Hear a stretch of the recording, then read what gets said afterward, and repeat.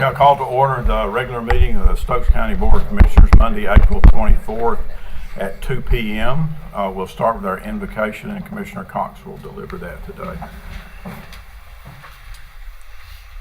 Dear Heavenly Father, as we come to you today, we'd like to thank you for all your many blessings and allowing us to be here today to do this work. We ask for your wisdom and your guidance in all the decisions that we make. We ask for travel mercies on the way home today, and again, thank you for all your blessings and all the good health and strength, and remembering the ones in our community who are struggling right now with sickness and grieving. Lord, we ask that you do a special blessing upon them, and it's in your name that we pray. Amen. Please join us in the pledge. Pledge allegiance to the flag of the United States of America and to the republic for which it stands, one nation, under God, indivisible, with liberty and justice for all.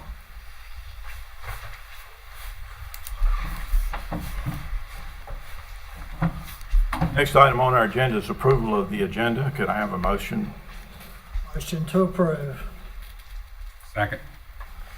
Have a motion and a second. Any discussion? All in favor say aye. Aye. Opposed? Okay, agenda is approved. Next item on our agenda is public comments, and we have one person, I think Kathleen Edwards, signed up to speak. Good afternoon, Commissioners. I'm here to discuss the dangers of tethering and how it affects dogs and people. I founded an outreach program in 2003 that educates citizens about the dangers of tethering and provides dog houses and bedding for tethered dogs. My volunteers and I have seen firsthand the damage that tethering does to a dog. Tethering creates frustration and aggression, not protectiveness. I'm here to support the proposed ordinance revisions that were crafted by over a dozen animal welfare specialists in our county. The current ordinance allows dogs to be tethered outdoors 24 hours a day for weeks, months, and years. Unsupervised tethering poses a significant safety risk to individuals. Experts have long agreed that continuous tethering, whether single point or 2 point, is inhumane, causing immense physical and emotional suffering in dogs. Equally important is the link between animal abuse and other crimes. Examples include domestic violence, illegal drugs, firearms offenses, and property crimes. Dogs who are kept continuously chained or intensively confined in any way become neurotic, unhappy, anxious, and often aggressive. When confronted with a perceived threat, they respond according to their fight or flight instinct. A tethered dog, unable to flee, often resorts to biting an unfamiliar animal or person who unwittingly wanders into their territory. Numerous studies have shown that tethered dogs are at higher risk of biting than dogs who are not tethered. I have reviewed manufacturer instructions on numerous trolley systems, and they state the following warnings in bold.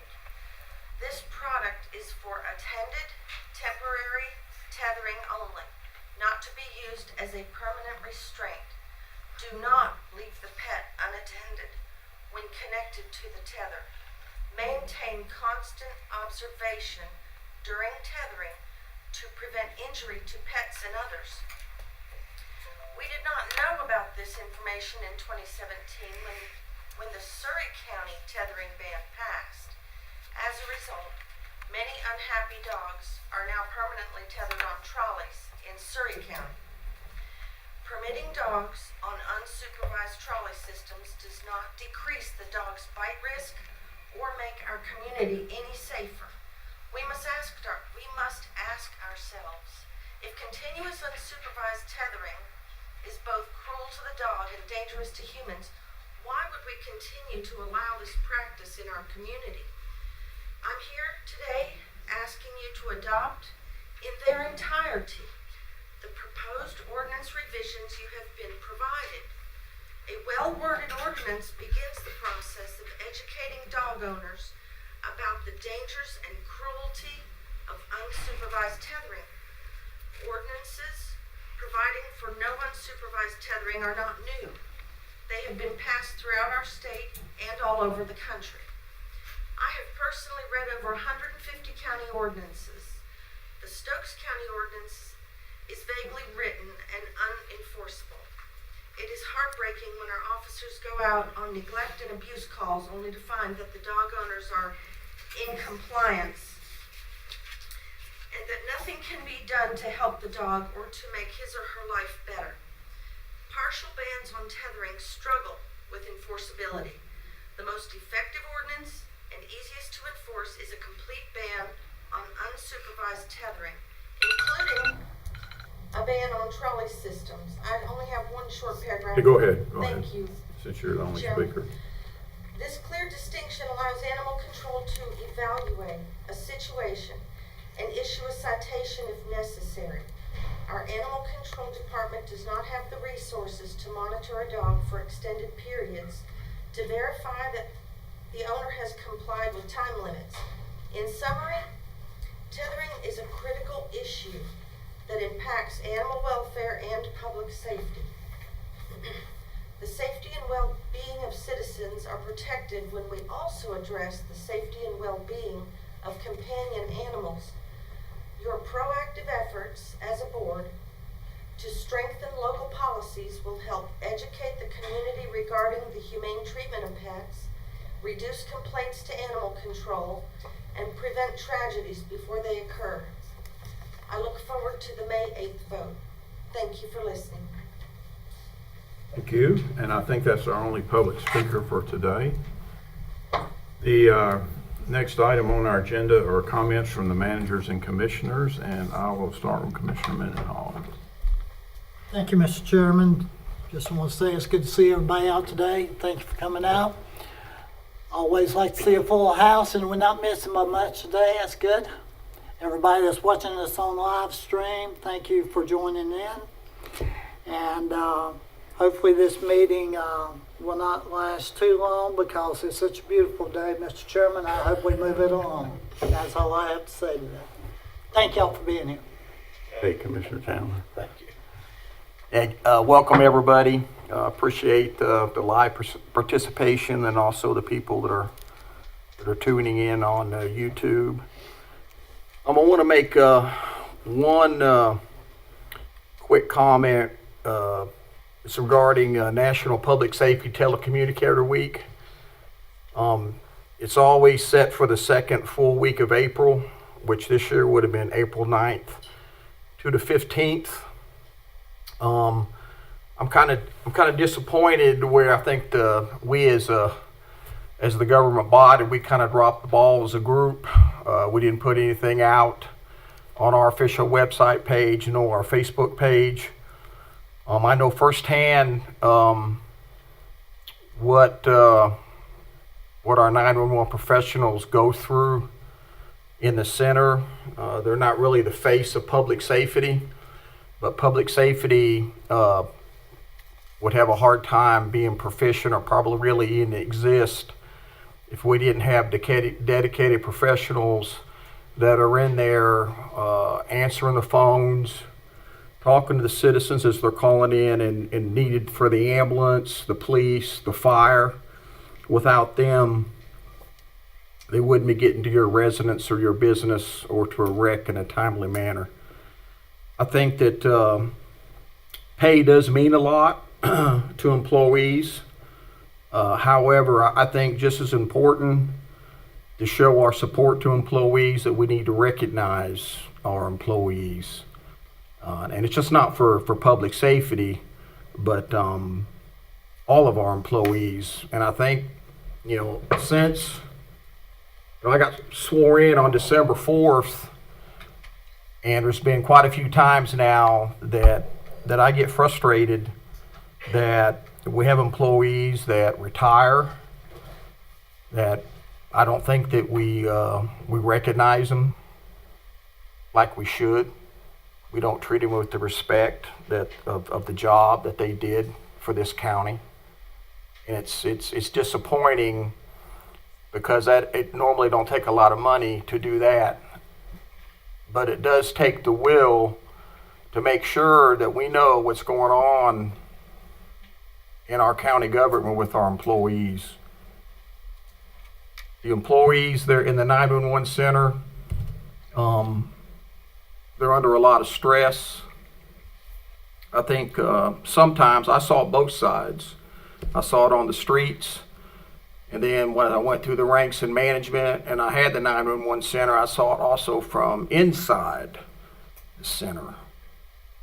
And I'll be honest with you, I think that I almost preferred being on the street and seeing it, whatever the action was going down, because I felt like that I had a role in solving the dilemma. So you saw it going down and you got your adrenaline out and you saw it. Then I happened to see it on the inside when I'd be in the center and a shooting would go down, especially law enforcement involved, law enforcement officers shot, officers chasing people. And I had more stress in there just watching the dispatchers hollering and screaming at one another and coming into a team to get the right help to the officers, to the citizens, and seeing the despair when the situation turned ugly, like where at times we'd lose an officer or an officer would be hurt so bad, or another thing that was very tragic is when we lost the life of a child. And for them not to be recognized for the job they do, the training they got to go through, and the scrutiny that they go through. Every time a call comes in, a heart attack, and things don't go maybe as well as what some people think it's supposed to go, how fast the fire department gets there, or the ambulance gets there, the first place they start is they want to look at 911. And 9 times out of 10, 911 does the right thing. It is paramount in my mind. I'm just one vote, but it's paramount to me that we recognize our public safety personnel for the stress that they're under every single day. I privately sent a message to our 911 director thanking him during the week, but I also wanted something put it out officially from our government. My expectation, again, only one vote, my expectation is that our team make sure it's not hard to figure out. We know, kind of like Christmas, it comes once a year. So we kind of know when it is, and I would like to see it's just basic common decency for us to show our respect of what our employees do in that 911 center on a daily basis. Thank you. Okay, Commissioner Wood. I'd like to thank everybody that's attending, the ones watching on YouTube. I'll make it brief. I had a Hanging Rock advisory meeting. A lot of good things happened at the park. Superintendent Robin asked her to come speak in the next month or two, give us a report. They met with the architect on Bay Mickham. That's coming along real good. I'm shocked at what the state's getting ready to spend, but they're getting ready to drop $13 million on Bay Mickham. So that's going to be a big deal. The new trail started, and thanks again for everybody being here.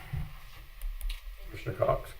I too would like to congratulate or thank the 911 operators, telecommunicators, and congratulate them on their week of thanks. I didn't send an email, but I was recently over there and touring their facility, and it's and thank them. You know, the ones that were working that day. A lot of them were there the day they called my dad's call, and I got to personally thank the ones that were there that day. And I think it is a thankless job that sometimes gets overlooked, and we definitely do need to do a better job of publicly thanking those employees and different groups of employees when it is time to recognize them at different times and different weeks. So that's something we need to keep on the calendar so that we know when those weeks are coming up to be able to thank them properly and publicly. And just thank everybody for being here today. That's all. Amber, you got anything? Yeah. Just welcome to everybody here. I hope you enjoyed the meeting. We look forward to hearing what you have to say. And I want to recognize our telecommunicators as well. We appreciate everything they do and the hard work they put in every day, as well as our other public safety officials and members. I'd like to welcome everybody. It's great to have you here participating in our local government. That makes it much better whenever people participate instead of sit on the sidelines and watch, both online and in person. I also, as far as the telecommunicator goes, I think Brad makes a really good point, and we probably need to look at a policy that that addresses what he's talking about, so that we kind of have an organized way of going about figuring out who we need to recognize and when we need to do it. So I think we ought to make that agenda item, if that's good with you, or maybe next time. Put it on the next time, Amber. All right, the next thing on our agenda is conflict of interest statement. Before moving further, does any board member have a conflict of interest with any of the items on the agenda for today, or one that could be perceived as a conflict of interest? Good to go? Okay, next item on our agenda is the consent agenda. Can I have a motion for approval of the consent agenda? I'll make a motion to approve the consent agenda. Second. Okay, does anybody have any questions or comments on the consent agenda? Okay, all in favor say aye. Aye. Opposed, no. Okay, passes. Next item on our agenda is the information agenda. And the first item under the information agenda is the Green Box site update. And I think Stuart Easter is going to talk to us about that.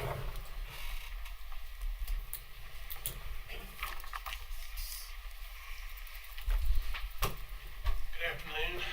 Like most of you are aware, the Green Box sites are open. So for everyone that's out in computer land that's watching, they're open, they're ready to go. We opened both sites this morning. We changed the Walnut Code just a little bit. You're going in you're entering it's a new enter and exit out the way that used to be the enter and exit. So for people watching, gives them an idea. We've got some temporary signs.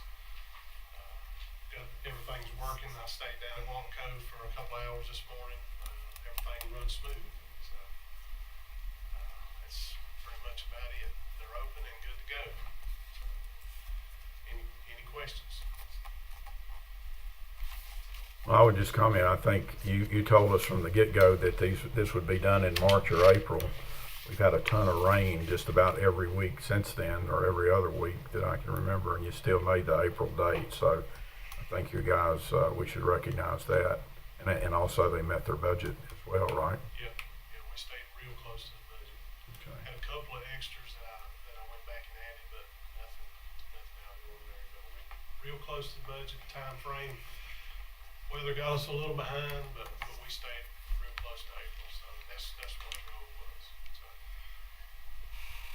I just want to also add a special thank you. I think Stuart knows my first, middle, and last name by now. After the last month or two, we had several people contacting myself on both the Walnut Cove and Pinnacle sites. And I would always talk with Stuart about any difficulties lying ahead. And he was always, hey, Mr. Mendenhall, I'll find out, I'll get back to you, I'll get back to you within an hour. And he always did. And I didn't have to call him twice. And last week, he and I talked about, okay, what day can we get it open? And I I had a medical surgery last week where I was out part of the week. But he said, you know what? Is your wife going to be at the hospital with you? I said, yep. And he said, well, I'll text her and let her know what's going on. And he did. And she told me, and of course, when she told me, I was just coming out of surgery and I was half out of it. So, but I found out what was going on. He said, we can get it open on Monday. Today's Monday, and he came through. And I just want to say thank you, Stuart, for all the hard work you put into that. You're welcome. And I want to thank, there's a lot of citizens in this county that was very patient, that we didn't hear a thing from. And I know their patience were wearing thin, and I just want to thank them for being patient with us and getting these sites open. Other comments? Good job. You guys have any comments? Good job. Good job. Thanks, Stuart. Okay, next on our information agenda is Zach Brock, and he's from Cypress, and he's gonna give us benefits presentation for the county. Good afternoon, everyone. Thanks for having us back again this year. We're excited to be here. So what we're going to do today is talk about our 23 and 24 benefits renewals. We also have Jason here today with med calls. He's going to touch on some things we're going to be doing with an on-site clinic and then just also the health department. What we're looking at to talk about is just plan year updates, renewal rates, and what that quote looks like this year, and then also building an open enrollment strategy that we're going to do with employees this year. So plan year updates, we are going to touch on the on-site clinic that we're doing with med costs and just some of the improvements we're doing there with the health department. Jason will touch on that in a few minutes. The pharmacy benefit manager that we did transition to last year, which has done really well, is Maxwell Plus with the paid health add-on to that. That is going really smoothly. The Ease Benefits Administration platform, that's the online platform that employees engage with to make changes to their benefits, enroll during open enrollment, or when they're onboarded going through new hire orientation. That's where they would elect the benefits. That's all those changes there. That is from the implementation of that system and then throughout the process of just making changes and that sort of thing. Broker-sponsored Employee Assistance Program. An Employee Assistance Program is a program that employees have access to if they need to talk about someone with something going on in their life, something traumatic that they need to talk to a professional about. That is a program that we provide you guys with through a company called My Group. But it's a really good program that your employees have access to. Monthly employee one-on-one meetings. We come up once a month to sit down with employees one-on-one and want to sign up for times to talk about any benefit questions or any issues they may be having so we can help them get that resolved. Quarterly claims review meetings. That's just having a high-level claims review conversation about the claims going on within the plan to make sure that everyone's aware of what's going on within the insurance. And then the Human Resources Support Platform, which is Mineral. That is an online platform that we provide you guys with that has tons of great tools and resources within there that Jamie and Gail have access to that I really take advantage of as well. So when looking at the actual rates this year, we are recommending a 5% increase to those rates. And we have that here on the screen for you to see. It's a small increase. If you look at the rates, so the plan design is staying the same for you to see that. If you go to the next slide, so looking at the overall budget, the number we want to focus on is funded versus expected. So last year we were funded 76%. This year funded 85%. So again, as we talked about last year, the next few year strategy is going to be getting that to 100%. Slightly underfunded in a few years past. So we're really trying to make a big effort to get there and to get funded. If you look at, one thing to point out, if you look at the annual expected cost for current versus renewal, the annual expected cost actually went down. So we actually are trending in the right direction, and the things that we're putting in place on the medical plan are working. The reason for the slight increase is because we're underfunded previously. So trying to get those funding rates to be where they need to be, so we're max funded for the plan year. And hopes, claims continue to run well. The things Jason's going to touch on that we're going to do with the on-site clinic and the health department, we're going to continue to trend downward, and we'll be able to meet that 100% next year, the year following. So again, a pretty big decrease this year in the overall expected cost, but in order to get to that 100%, do recommend a 5% increase in all rates. So on dental insurance, MetLife did come to us this year with an 8% increase up front. We were able to negotiate that down to a 2% rate increase over current. So same plan design, same network there. They were better than the market. And then also just keeping that continuity for employees. They've done a good job. And we were able to also get a better life insurance rate, which we'll touch on here in a minute. So in community eye care with the vision rates stay the same this year on both the comprehensive and the materials only plan. So no rate changes or plan design change on those plans. So basic life insurance, as I mentioned, we are moving that to MetLife this year. There was a pretty substantial decrease in cost there from Prudential to go to MetLife. And so that will be paired with the MetLife dental there, so that'll be more streamlined billing process for finance and both HR. So again, last thing to touch on the insurance here, the voluntary life is going to MetLife as well because basic life is moving, and that will be going to MetLife also. So open enrollment strategy, this is how we're going to enroll employees this year in the benefits. We are recommending an active enrollment. We're going to do an enrollment on the EASE platform, which is that benefits administration platform that you guys have access to. The employee communications, which we'll draft up, and Gail and Jamie will help us draft up and get out to employees to communicate what's going on.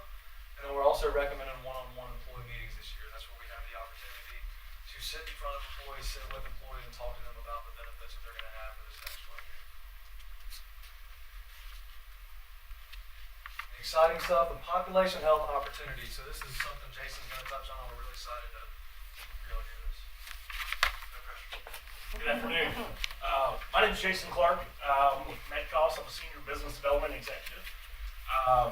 I have been overseeing your plans for the last couple of years since you have been directly with MedCost for administration. And what we have done is really identified an opportunity to bring access to care to the citizens of your community, not only just your health plan members.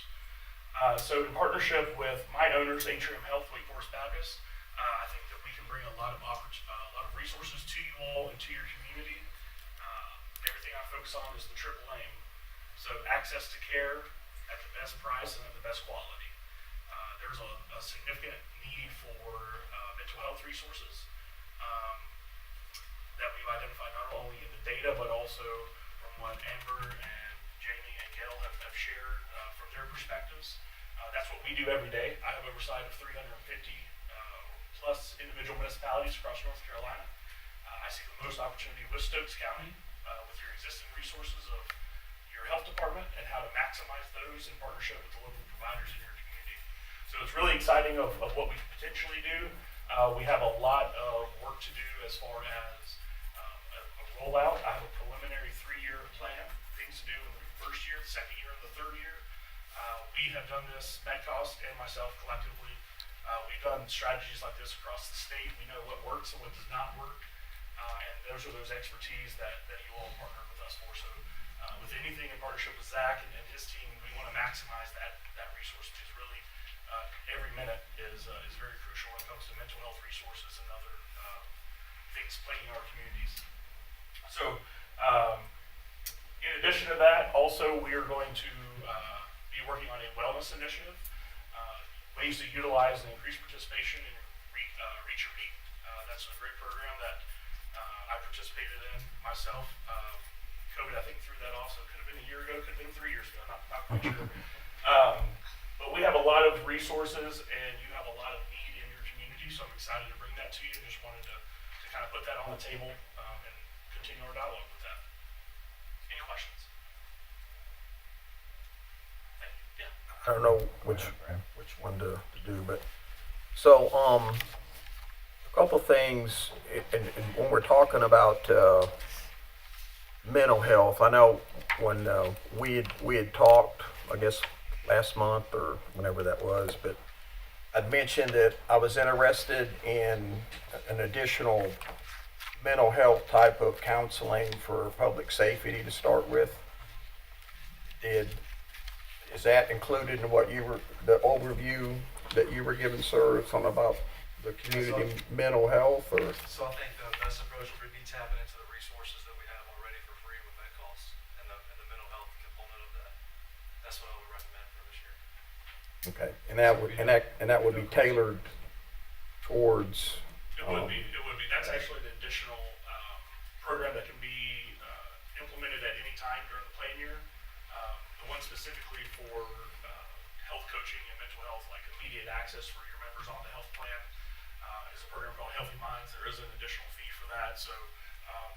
What we've recently done is identify the need for that, and then we'll bring that back to you with that recommendation, along with the renewal.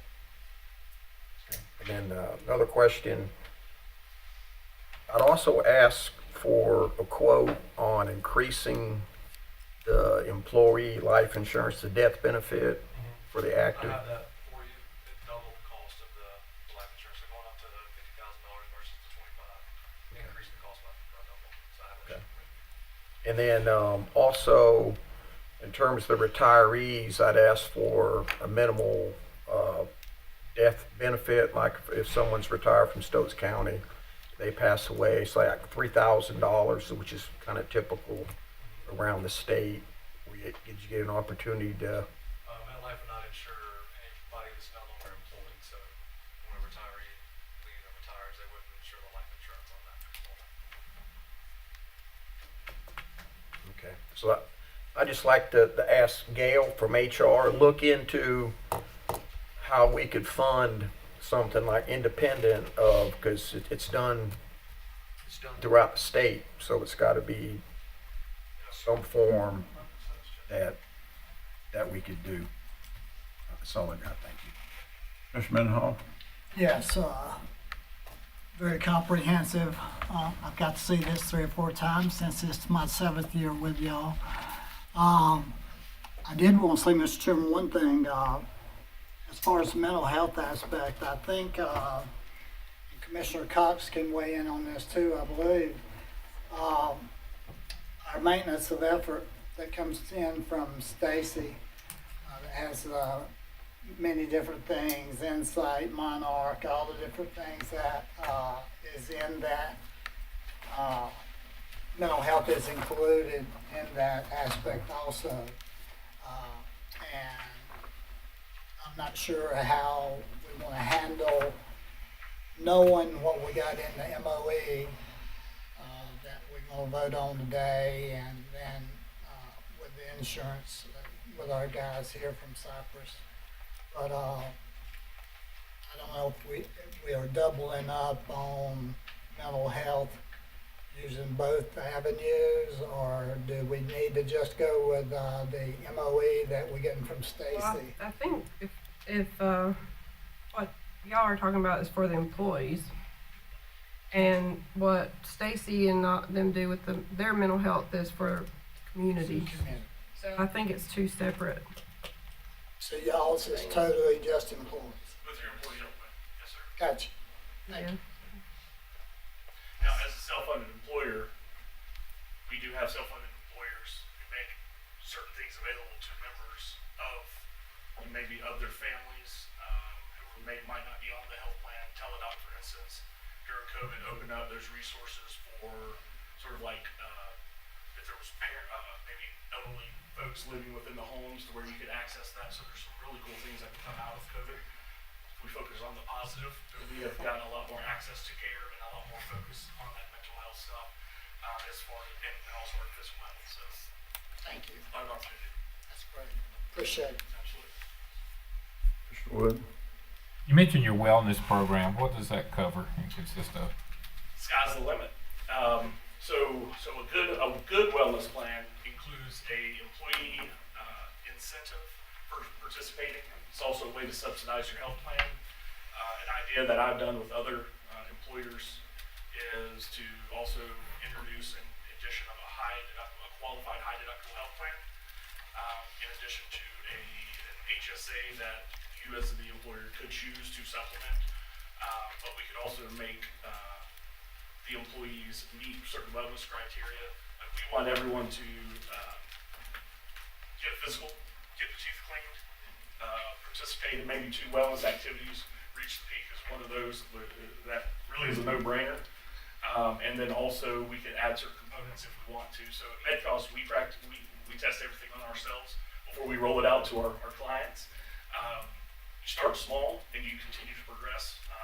Hence the 3-year plan. That's typically what a rough estimate of what we have in mind. But it can really be as simple or as complex as you want.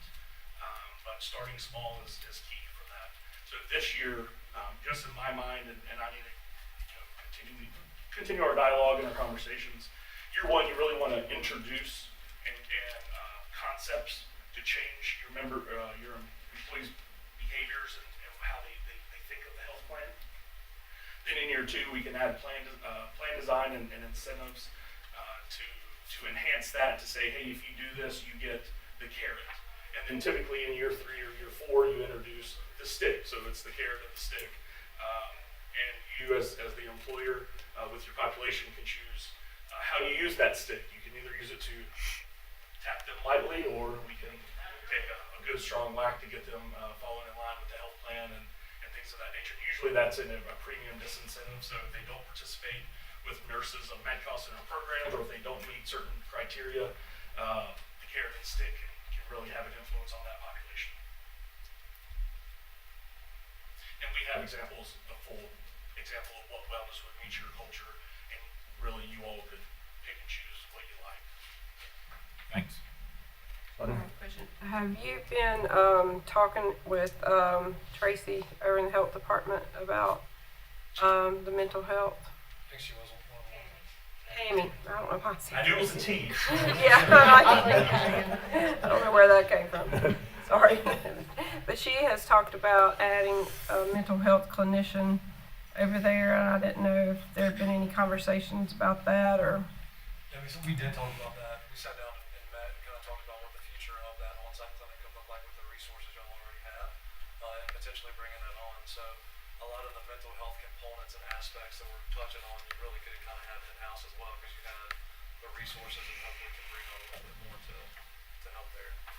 But yeah, a lot of that on-site stuff will be done within your own clinic, which is really, really cool. And she's done a lot of great work there. That's all I have. Okay, the only question I have is when you're talking carrot and stick, you're talking about mandatory wellness program, right, versus incentivized or whatever. There are different variations, but yes, it's essentially what you deem acceptable for your employees and what would really move the needle the most. So different employers and different municipalities have different health conditions and different mentalities. Eastern North Carolina, we got a big problem east of 95 with sweet tea and fried fish. So those strategies might differ from, say, Stokes County. Well, we've had a wellness program before, and it was very valuable, I thought, because it identified a lot of things with folks that they had no idea that they had the issue. Saved some lives, definitely, I think, probably, but I really like the idea of doing those. And I guess if we made it mandatory, how would that affect our rates versus incentivizing people to do it, or does it affect the rates at all, insurance rates? So I think in the long term, yes, for sure. Like if we implemented it today, you probably wouldn't see that ROI this year. Mm-hmm. But we already are trending downward from a claim standpoint. So I think if you do continue to encourage those good behaviors and really put a true wellness program in place, I definitely think it would lower the rates in the long term. But you could kind of construct a plan to where if you are engaged in a wellness program, that wellness engagement price may be a little lower. If you're not engaged in the program, that rate could be a little higher. That's just one way to kind of have that stick to it. For each individual you're talking For about? each individual, correct. Oh, okay. But there's a couple ways that you could do it. Okay. Need to look at that. All right, anything else? Okay, good. Thank you, guys. Appreciate it.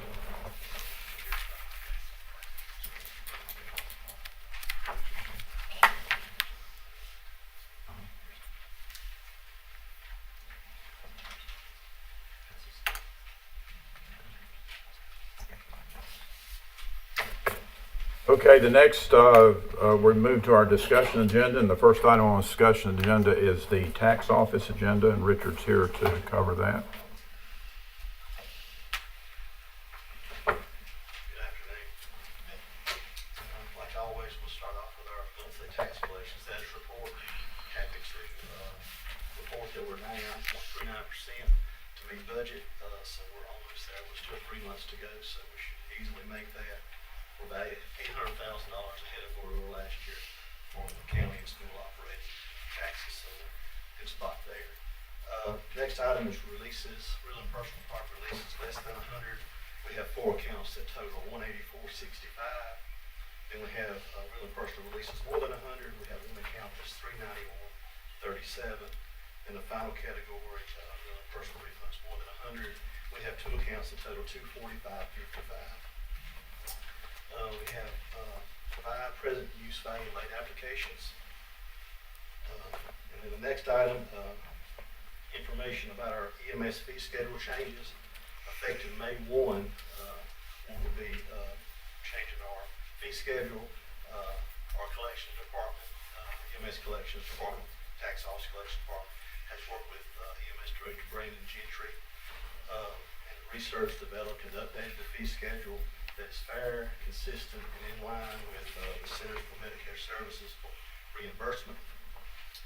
We've also run this by Amber, and she gave her blessing on it. So that will take effect on May 1, which is this coming week from today. Next item is We don't have to vote on that or anything. no, actually, in 2015, we look back at the minutes. In 2015, it was put in place that to maximize reimbursement, that county manager and/or the EMS director could do that. But before we done that, I wanted to make sure that the board had that information.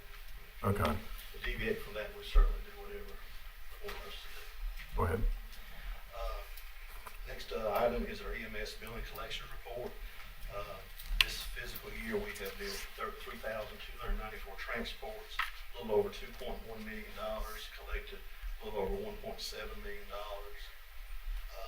Next item is our data max, which is our interstate collections report. For this fiscal year, we've collected, or for this quarter, we've collected $25,974.73. And then the final item is our discovery and garnishment report. We discovered 433 accounts with a total of a little over $3.1 million. That's generated an additional $26,733.89 in revenue. And we've processed 593 garnishments with a levy of $208,607.11.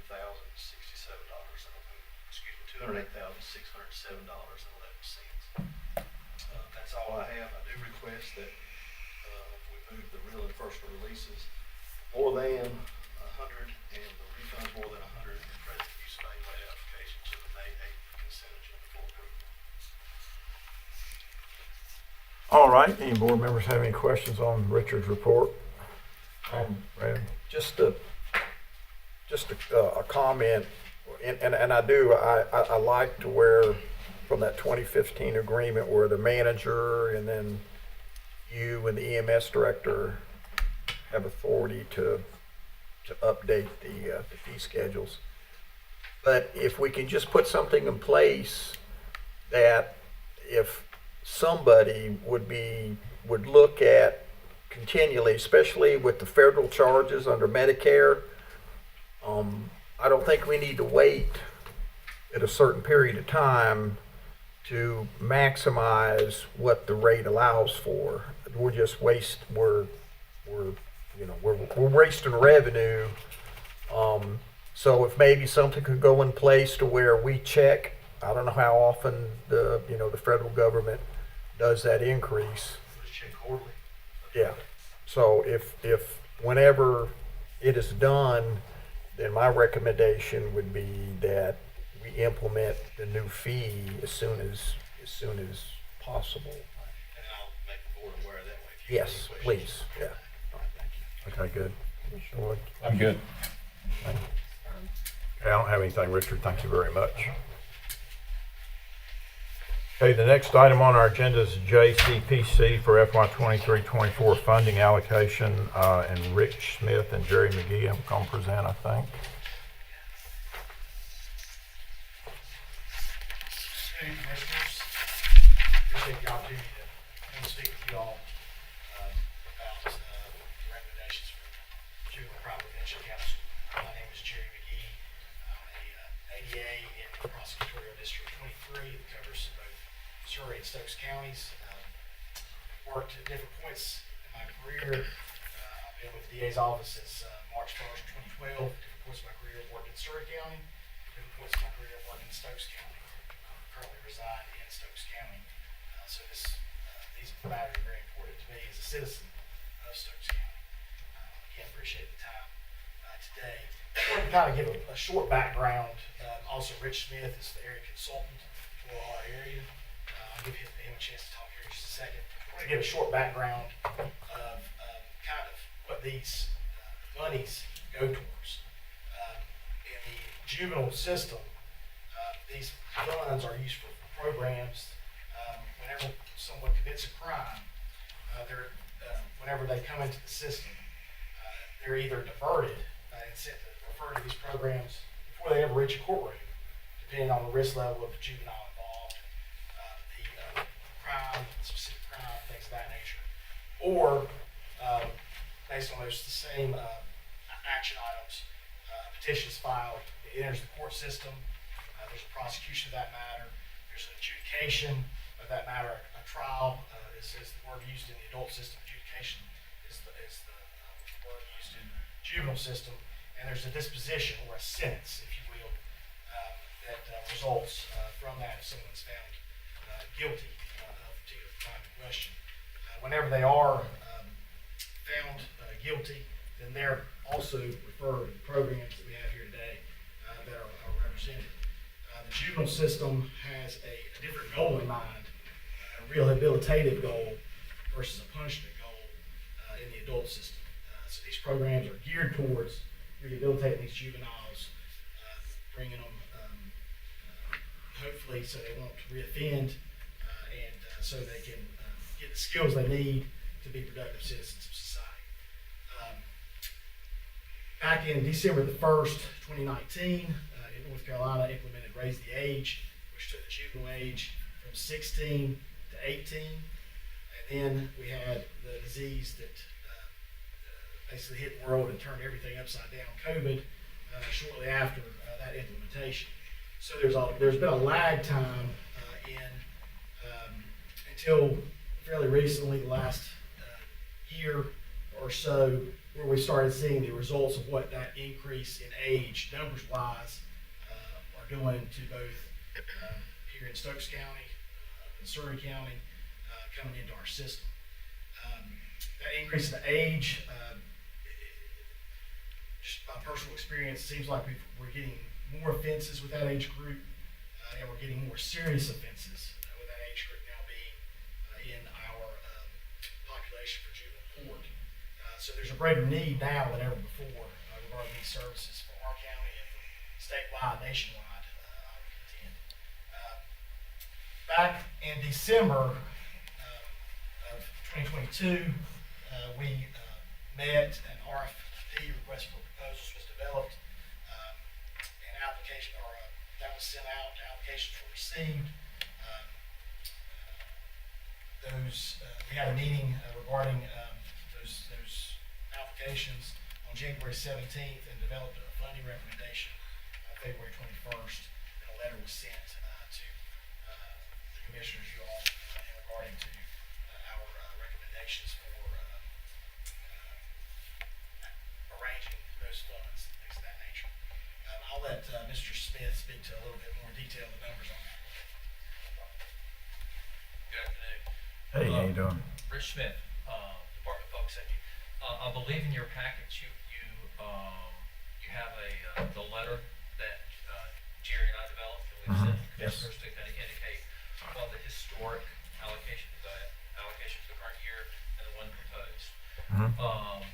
Unfortunately, we received requests for proposals of about $205,000, and our allocation to the county is only about $169,000.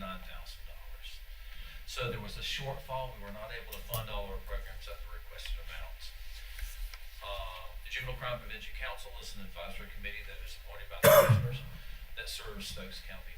And our council felt it was important to come in and to educate the commissioners that we weren't able to fund all the requests that we have. I think the last page of your packet, Amber asked for me to have a document that would indicate the impact of not being able to fund this program, because our council wants to come in and request $50,008 in additional funds from the county to be able to fund all of these. What that would mean is that with the Stokes Friends of Youth, the mixed counseling program could serve an additional 8 youth. The teen court program, which is at the front end of the system Jerry was talking about being a diversionary option before we ever get to juvenile court, research indicates that the longer we can detain a youth or delay a youth going into our juvenile justice system, the less likely that we'll stay in that system. That allows our court counselors to spend more time with those very serious cases that Jerry was talking about. That used to be, I think, about 14.8 was the age that when youth were coming in juvenile court. The severity level of the offenses are going up, and the age, and unfortunately, the age is dropping. So we're moving more towards the 13 range, the 13 and a half range. So what we'd like to do is we'd like to also request, there's one program we could not fund at all. There was an interpersonal skill building program called Black Dry. It's an evidence-based model. And on that last page, it indicates what that request would be to fully fund that. That would be another 24 youth that could be served at a minimum at projected numbers to serve. The total request from the council is the $50,008. So it's basically twofold. We're coming to you today. One is to give you the recommendations as we are required by statute to do, and that's on that front page. But then that second part of that is the council just wanted, the Juvenile Crime Prevention Council wanted us to come and make sure that the commissioners were aware that we were not able to fund everything, and if we were, what that cost would be. And we have invited all of our program managers or program representatives to be here present if you have specific questions about any of the programs or any of our process. So. Okay. If I could ask each one person from each program to come up and introduce themselves, just so the commissioners know who's question. Hi Commissioners, my name is Tamara Vite. I'm with Stokes Friends of Youth, and we're thankful for your consideration. I'm actually thankful that you've been supporting us since the early 80s. So. Good afternoon. I'm Terry Fowler with Insight Human Services.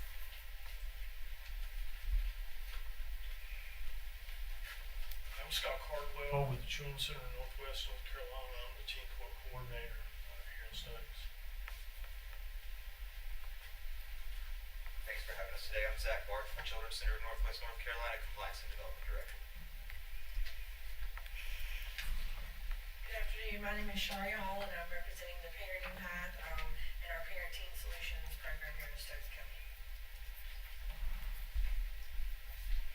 Again, thank y'all for your time. Any questions that you might have? Okay, we'll start with you, Commissioner Cox. You have questions? Well, we were talking about the historical funding component of this, but I didn't see that data in this, what we were given, that was in our packet, as far as maybe what's been budgeted or how this compares to what's been budgeted in the past. On page 1 of that document, the letter that Jerry sent should be Okay. page 1 of that. It should have, Right. and if you want this information in a different manner, please let me know. I've just followed the model that we've been using for a number of years. I'm happy to provide the information historically on what that's been, but Stokes County has historically committed, whatever the JCPC allocation is, they provided 30% cash match. That allows the programs to be more fully funded. But that has happened, I've been doing this for 27 years, and Stokes County has always matched at a 30% rate. Right. Every once in a while, when we've run into a budget gap, where the Stacey Elms was able to identify some maintenance of effort funds, be able to utilize some of those dollars. That is not a recurring expense, so we've not utilized those this year. So in 22-23, the total was 166,918, and that is what you got again this year from the allocation from the legislature. Yes, ma'am. They have not increased that allocation since 2019. And so that's what they gave you again, and then the county matches 30% of that, and then this request is an additional, how much? I don't see that on Down here. at the bottom, that last paragraph on page 1, the total amount we could not fund with JCPC funds was $34,468. corresponding 30% match, then it would be another $11,540. Total request would be $50,008. So that would bring the county's total to 100,000 something? Yes, ma'am, that would be correct. Okay. I don't have any other questions right now. Sure. I assume we need to budget. We got budgets coming up. We need to increase the budget for this for next year. Yep. And Amber will correct me if I'm wrong.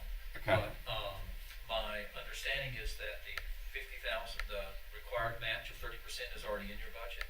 Okay. This would be an additional request, yes, sir. Okay. All right. That's all I got. Mr. Chairman.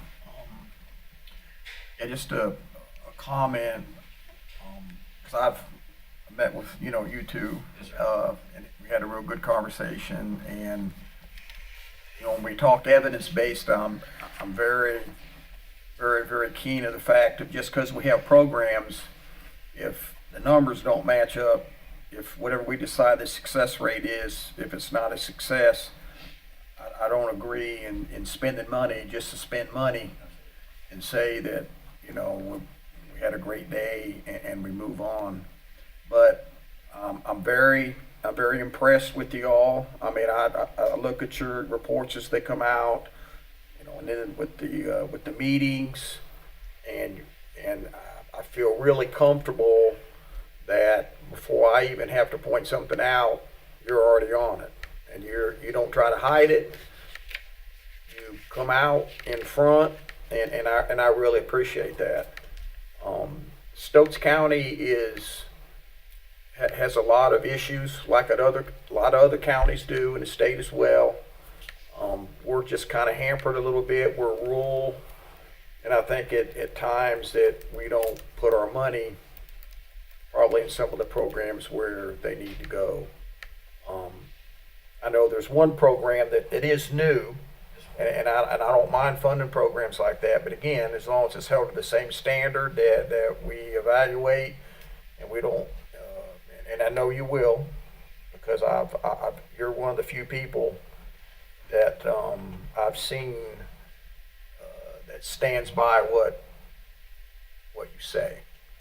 So I feel real comfortable, and I think that when we go into the budget negotiations, I mean, I will vote for the.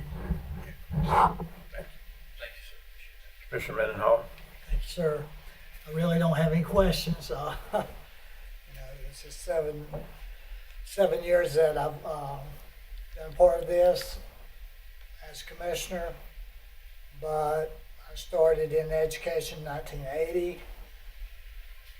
I've heard this in all the groups, in my opinion. And Commissioner Chandler was talking about holding you to certain standards. I think this group of people that you have here with you today, I have dealt with almost every one of them. They do a tremendous job. I've always been very impressed with the results and outcomes of the programs. So I'm 100% behind this. I know this is not a budget meeting. However, I just want you to know that y'all have my support. Thank you very much. Yes. You're finished? Yes, sir. Okay, you guys do some of the best work that we pay for in the county, and in an area that's obviously extremely important. And given the degradation of our society, it's even more important, it seems like these days. So I support what you guys do.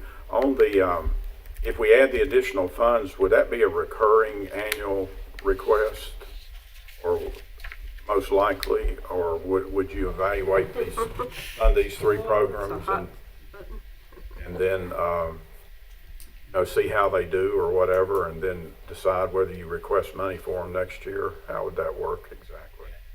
That's a great question. Before you enter into a decision, you need to understand the long-term consequences. So I absolutely appreciate that. Yeah. What I'd like to think is the legislature is going to give us additional dollars because, as Jerry pointed out, the pandemic has created a lot of different issues for a lot of our children. So we need services on the front end of our on the front end of our system, not just when they're adjudicated, but before they ever get to that. So we need additional dollars. We need additional revenues to do that. Okay. This request is a one-time request. As Commissioner Chandler indicated, we look at utilization, we look at program effectiveness, we try to determine who needs to use those, where we need to move those dollars. That is one of the responsibilities that's required by statute and is directed by you as commissioners when you appoint those councils. They need to go in as council members, be informed, participate in those meetings, and make sure that they're coming to you with the best funding recommendations they can come. Okay. We wanted to fund this new program. This agency has a history of operating this program in other counties in the Piedmont. If you want utilization numbers and effectiveness numbers, we'd be happy to provide that. But we would see this as a one-time expenditure. I would not ask you, until we can come in with data, I would not want to come in here and ask you for this to be a recurring expense. So it could be, that would depend on what the legislature does, really, to a certain extent. I mean, that's what you said, basically. So, Yes, sir. So you can't really say whether it would be totally recurring or partially recurring or Well, and each year we have requests for proposals, and each year we have to identify what these elevated risk and needs are. And so we identify that, and our program services can change based off that. So I have no idea what next year will look like. Okay. I do know that the same agencies will probably come to the table, would like to expand more, but we don't have additional dollars, so it's kind of a challenge. But all those agencies are expected to perform at the level expected by the Juvenile Crime Prevention Council in Stokes and the Department of Public Safety. Okay. Okay, good. Another question that I thought of after Yeah, we go were ahead, talking about Sonia. that. What are the other funding sources that some of these agencies, I mean, are they strictly relying on county and state dollars, or are there other funding sources? That would be the question I did not come up here with the answers to, but I can give you the specifics. There's a county funding plan floating around that I should have brought a copy of. I know that the Children's Center of Northwest North Carolina has extensive fundraising efforts that they do. They use some, I think, United funds also there. So they do a lot of revenue streams. The Stokes Friends of Youth does the same thing. They have a lot of fundraising. They use United funds to do that. They use in-kind match as part of their program for the volunteer community service programs. Insight Human Services provides a substance abuse assessment and prevention program and treatment program. They use some of their own fund balance, some of their own generated funds, and they also build Medicaid whenever that's appropriate. Parent Teen Solutions relies on county funds and some of their own funds. They are in an effort to expand their revenue stream. They're in the process of becoming Medicaid eligible so they can start billing for those billable services. Every one of our programs that is billable, that can bill Medicaid for mental health services, they're trying to expand into those areas so they can do that, because we understand we're not going to get the increases like we need from the legislature. And so they're trying to expand those dollars, those revenue streams. Thank you. Yes, ma'am. Hey, just couple more things, and we'll be finished with you here. The $38,000, you said that's the additional cost you need for the additional programs. Does that mean you automatically have to put the 30% match with that, or is the real cost of what you need to do the additional programs the $50,000 that you're asking for? Does that make sense, my question? Yes, sir, absolutely. What we're giving you is the proposed numbers that were submitted to the council. Okay. And that was the $50,008. That would be the full service. Okay. So you did the match, so you just factored the match into Yes, it? sir. My brain has been doing this for all these years, and so I'll look at the portion that was JCPC requested and then the required match. Okay. Any dollars that we could have would allow us to increase services or expand services. Mm-hmm. The total request is that the gap in funding versus dollars available was the $50,000. $50,000, okay. Yes, Okay, good. Well, only other thing I'm just interested in, I think you guys are doing it, is just monitor programs, and if they don't work, get rid of them. If they do work, give them more funds. And that's kind of my philosophy on this stuff. So, all right, anything else, guys? Hey, thank you very much. I would be inclined to support this in the budget too, by the way. So Yeah. I'll say that. Good use of funding. Thank you. Yeah. Okay, the next item on our agenda is animal control ordinance revision request. Let me summarize where I think we're at, and then I'll get you guys' comments on it. We want to have it on discussion agenda one more time today to allow folks to come and express their opinions that may not be available in the evenings. So we have it back for discussion on that. Also, ask the board to consider talking a little bit about tethering today and looking at the Surrey County ordinance as a baseline, maybe to start with, if you want to do it that way, to express any additional thoughts you have on tethering. And then what we're scheduled to do on May 8th at our evening meeting is to go through all of the changes that have been recommended, which is in a document that would have to be updated probably based on any changes we make today, where it highlighted all the changes in yellow, and we just go through and vote on that page by page, making any additions, deletions, or modifications to each page, and draw a consensus on each page of what it should say, and then at the end have a vote on all the changes combined. Does that make sense? Is everybody good with that approach? Okay. Okay, so anybody want to start? Amber, you don't have anything, or do y'all need to say anything before we start? Just before we give our opinions? I don't know. Do you, Lori? There's just a few things I'd like to touch on. Okay, go ahead right quick then. Thank you. Sure, no problem. Just wanted to read a few things really quick, just about tethering. So permitting dogs on the unsupervised trolley system, it doesn't decrease the dog's bite risk or make our community safer.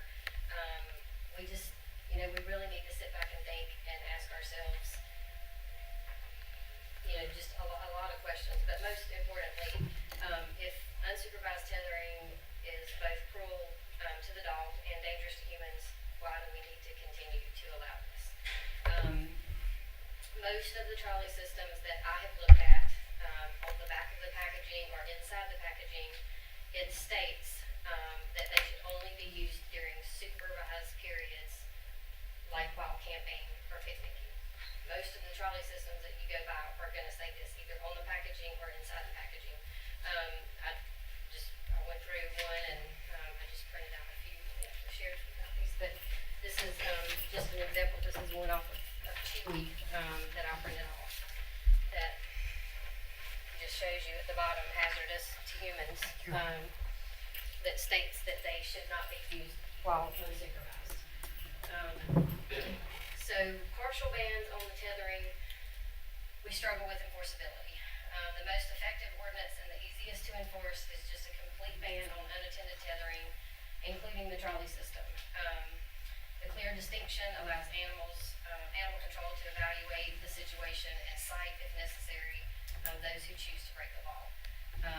Animal control officers, we do not have time to monitor a dog for extended periods to verify if the owner has, complied with certain time limit restrictions or anything like that. We just do not simply have the resources. And every vet in this county is in favor of a tethering ban.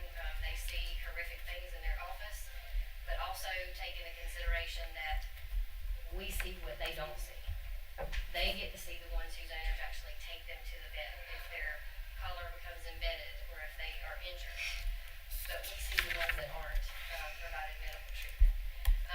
An unfortunate example, and this has just been in the last few weeks, in Columbus, Georgia, an animal control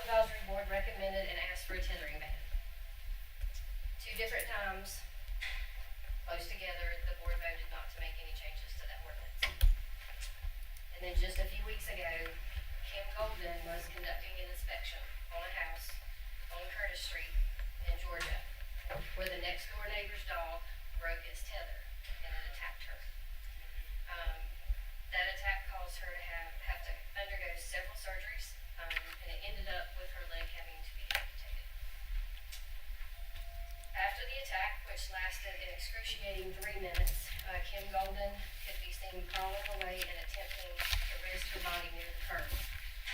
When Sergeant Earl Olston with the Muskegon County Sheriff's Office was flagged down by a witness who treated her wound as best he could until paramedics arrived. He says, "That's the worst fight I've ever seen. I've been in service for 35 years with the Sheriff's Office, and I've never seen a fight like that. It could have been prevented." In summary, tethering is a critical issue. It impacts animal welfare and it impacts public safety. The safety and the well-being of citizens are safeguarded when we also address the safety and well-being of companion animals. So your proactive efforts as a commissioner is to strengthen local policies that will help educate the community regarding humane treatment of pets, reduce complaints to animal control, and prevent tragedies before they occur. Just a couple days ago, I responded to a call regarding a dog that had been running loose who was dragging a chain. The dog had gone into an elderly gentleman's garage, and the chain got hung up in his things. We don't know how long the dog had been there. But what if it would have gotten hung up out in the woods? That would have been a long, agonizing death for that dog. I think it's time for Stokes County to become a humane county and end the emotional and physical pain from tethering. I think it's time to do it right and to give us something that's very enforceable. So I'm going to make a request, and that is that I strongly feel that we need to form a small committee. We need to review carefully and rewrite the animal control ordinance. I think we need to shorten it. I think we need to clarify it. We need to make it stronger, and it needs to be enforceable. So I would recommend 2 to 3 commissioners, the county attorney's office, 2 to 3 advisory board members, the director of the health department, and myself form a committee, review these sentence by sentence, break them down, try to simplify, try to clarify, and make it enforceable. That's my suggestion. I think if we just go in right now and vote on some things, I'm not sure it's going to be something that we'll all be happy with in the long run. And I think we just need to do it once and we need to do it right. And I think in order to do that, we just need to form a committee, sit down, go through these one by one, and like I said, shorten, clarify, and make it enforceable.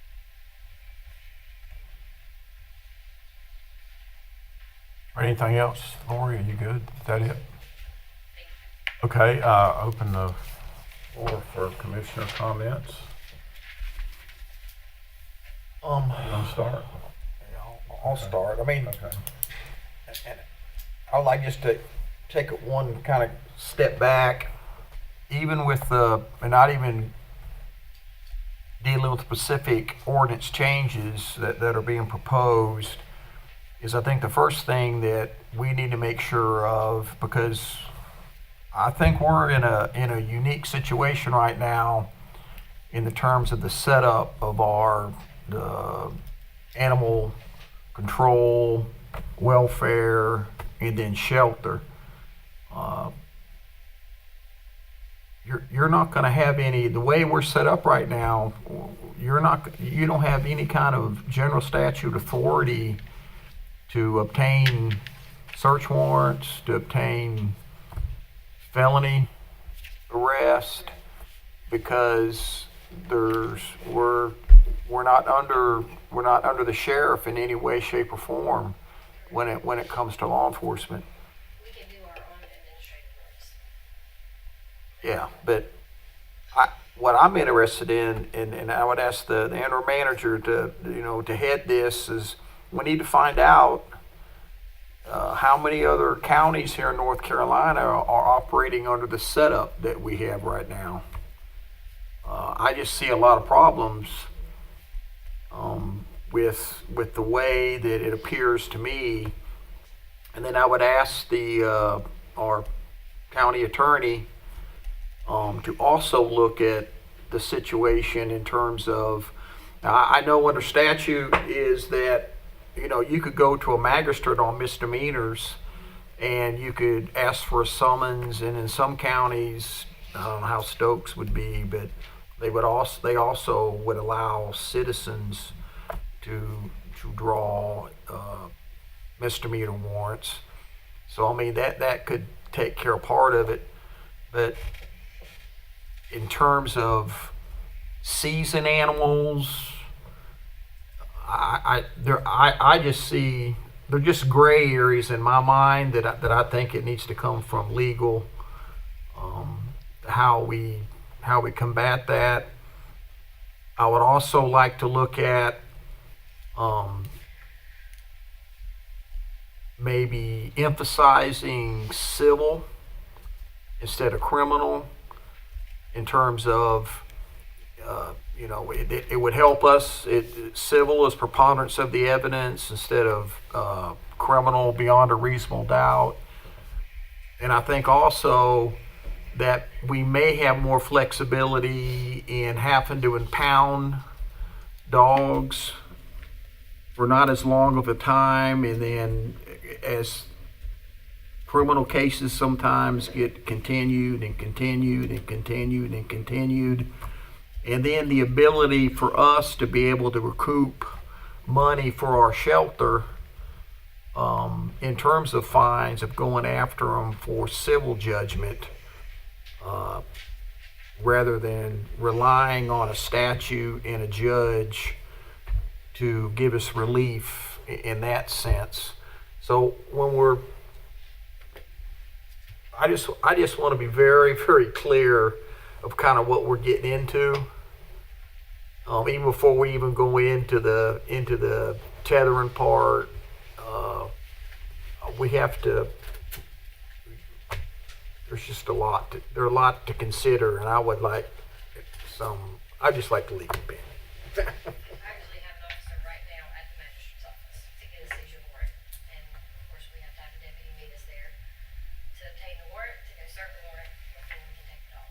It's been abandoned, so it's a lot of steps we have to go through to try to help an animal when there's one in a pool or anything like that. So you'll coordinate your group right here, and then then if we, depending on whatever, if we need to have actual input, we can do that. I don't care, but we just the foundation needs to be built first, in my opinion.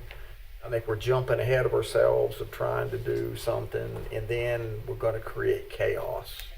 So you want Amber to work with Lori to give us and legal to give us a recommendation on this committee thing Right. she just Right. said, Right. plus any other recommendations. Okay. Well, he's talking about the whole not having the law enforcement piece of it. I am all that tied in to, because I mean, even if we say effective, a year from now, no tethering at all, and then all the other things the new ordinance goes into, it's going to be chaos because they're not going to be able to act on certain things without going to the sheriff, and if he doesn't want to do things, then we've already started a process in place, and I just think we as a county are assuming liability that we don't need to assume.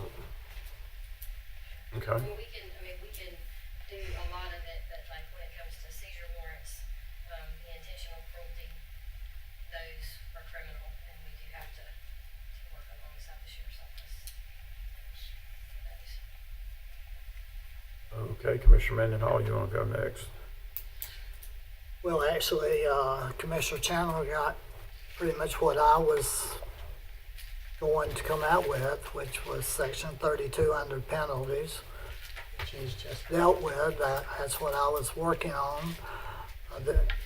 Section 32 penalties, Section B, civil penalties, in addition to criminal penalties, and then you see the highlighted red section that says in the civil penalties set forth in individual sections of this ordinance, persons who violate this ordinance shall be subject to the following civil penalties, and it gives you 3 offenses. First offense, written warning, notice to comply. Second offense, $250 civil penalty. Third offense, $500 civil penalty, and seizure of animal. And I was just trying to compare that to the one I was looking at up here.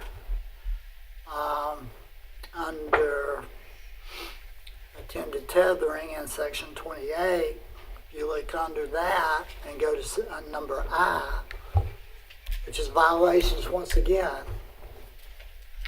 So, we're looking at two violation sections here. And it says a person who violates this article shall be subject to criminal penalties as defined by section 32 of this ordinance. And it continues on. So we've got, and some of it's been marked through, which I'm assuming that means they want to delete that section that is marked through on that page.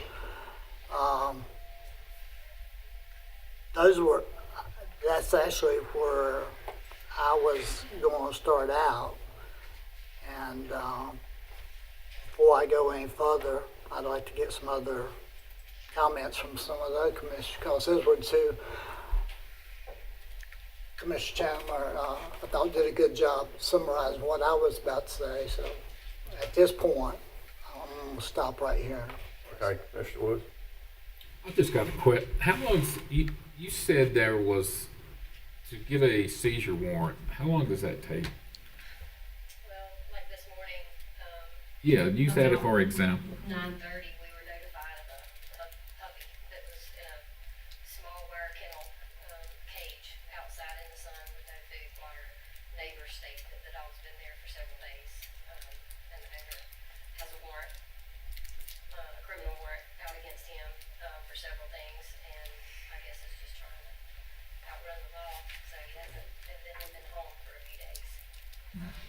So the puppy's outside with no food, no water, no shelter, so of course we have to do something. So we're working with the sheriff's office on getting a seizure warrant for the puppy.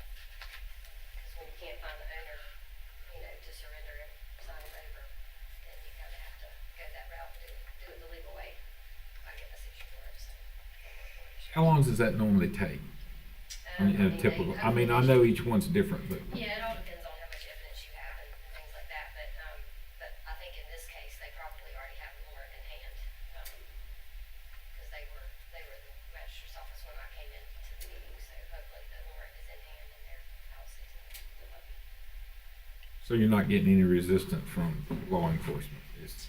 They're all working. Sometimes it just depends on the evidence at hand, but they were actually working this case before the puppy was found, so that kind of helped us in this particular case. That's all I got. Commissioner Cox? Well, a few things. I think that Mr. Chandler brought up some good points about sort of getting the cart before the horse and kind of getting some of this other stuff ironed out first. And then I think that's sort of Lori's point too, is maybe getting a small committee together to come up with something that, I mean, this is a lot. This is a lot for the five of us, I think, to go through line by line, yellow area by yellow area, through this whole thing. I mean, it's going to take us a few more meetings to do that, but it may be better for a small committee to look at it first, like she's saying, and then get some of these questions answered that Commissioner Chandler asked about, and get Amber to do some checking on some of those things. So I just want us to have the best information that we can have to make a really informed decision, and I don't feel like we've got all that yet. Yeah, I would add, first of all, I really like the idea of simplifying and reducing the length of the ordinance as much as the committee or whoever can do that. It is extremely involved and to the point of probably hurting the effectiveness of it with all the stuff that's trying to be incorporated into it. Also like the civil approach of it, really exploring that, and because I'm going to meet with a judge here shortly on this, but the criminal thing doesn't seem, at least on what we've heard so far, that approach seems very difficult to make it work. And as far as in timeliness and other things. So, and then Brad's point about the organizational structure of and the multiple responsibilities that we are currently organized with in the current situation, definitely I think needs a review to make sure, like I think he said, if anybody else is doing it this way, be a first question I ask, and if they are, see how they're doing it. But look at the legalities and make sure that with that structure and those responsibilities, we can execute the program like we need to. And I think we're on kind of shaky foundation, like you said, until we can sort through everything down to the weapons policy and all the liability and risk associated with this. And so I think having Amber get with you and put a committee of some sort together to review this would probably be good. I think we'll end up with a better product if we do that. I think maybe even getting a bid or two involved. I mean, they see the ramifications of it too, so. Yeah, I mean, there's no doubt. I mean, in anybody's mind, if you do improper tethering, then there's all kind of bad things that can happen or whatever. So, I mean, that's fairly clear, I think. And everybody will agree to that. So we have to figure out a way to try to go about this in a way that doesn't it's not cruel to animals in the county. So. Any questions, Amber, on how we proceed? I guess just be thinking about which commissioners might be willing to serve on that small committee if you do want commissioner representation. Okay. We can't have more than two. Yeah, we can't have more than two on that. Yeah, we'll discuss that.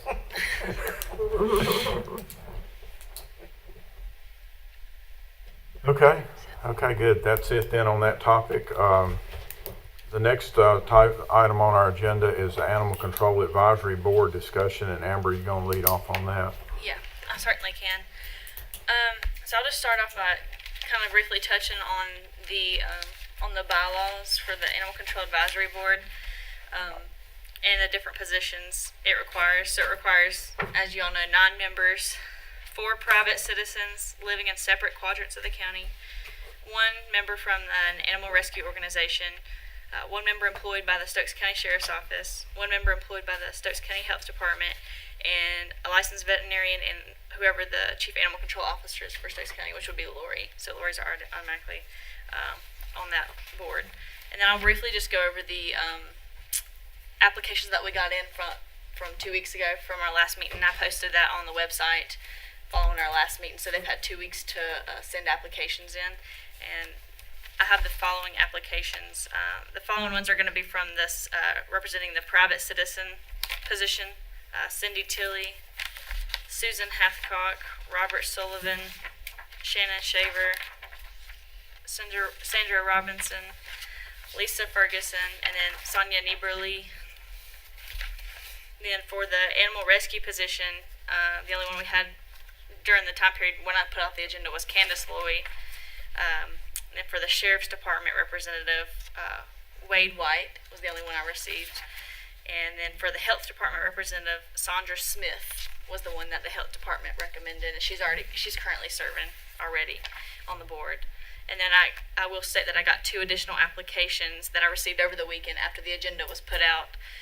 That's from Charles Thomas Reeves, and that'd be for the citizen position, and then Ted Kitzmiller for the citizen position or the animal rescue organization position. Okay. So I think what we need to do today is open the floor for nominations for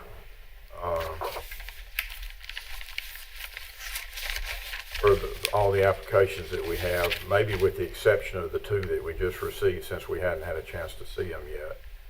And then we can give the board an opportunity at the next meeting to nominate those folks if they would like to do so. We can nominate folks that got their applications in. I would also suggest that we allow 2 more weeks for people to put in the applications so that we make sure that we hadn't missed anybody, all these folks that we've had here talking about this. And then we take action on it at the next meeting and poll to decide which of the applicants that we're going to appoint. Is the board good with that? Mr. Chairman, can I ask you a question? Sure. Going back over the private citizen position, you got 4 positions available, and I want to make sure I understand. Did you say, Amber, that they're supposed to come from different sectors of the county? That's what the bylaws state, from 4 different quadrants Or of the different county. quadrants? Yeah. So like one from the western part, one from the northern, one from the southern, I would assume so, yes. things of that nature. So I see Cindy, and most of these people, Susan, Bob, Shannon, Sandra, Lisa, and Sonia, are they from, that group of people, do they represent 4 different sectors of the county? There are a variety of locations across the county, but I haven't looked as far as separating them specifically into the quadrants, but I can do that for the next meeting. Yeah, because I think, like I say, I know most of the people that are on here, and I know where a lot of them live, but I don't know where some of them live. Right. And if they are 5 or 6 from the same quadrant, and only 1 or 2 from another quadrant, we need to know that. Yeah, we need, when we poll, we need to know that, so we can Well, we make need to sure know we it spread before we them out. even nominate. Right. That's what I agree, yeah. I think so too. That's why I brought it up at this point. Okay. Their locations are should all be on the applications, but I'll make it clear in the description for the next meeting. Why do we need to know it before we nominate them? Because we're still going to pick certain people out of certain quadrants. So you're saying nominate everybody that's applied? Yeah, if you want to. Well, I don't necessarily want to do that. I'm just. That's what we usually do. Right? You have nominated No, we- 2, for example, if there's only 1 vacancy, you've nominated 2 people in the past, and then you pick whoever you want when you poll the board at the next meeting. We've done that a lot of times. Yeah, you have done that. Yeah. So I mean, it's up to you how many, who you want to nominate, and you could, at the next meeting, when you open for further nominations, you could add more people if you would like to do it that way. That's the way we always do it. Okay. It's usually not this many people, I guess, at one time. And it's I'll open the floor. We can open the floor if the board does a motion. You don't have to nominate, or you can, or whatever. The process is that we open the floor for nominations, though, since we have Just the add more list. confusion.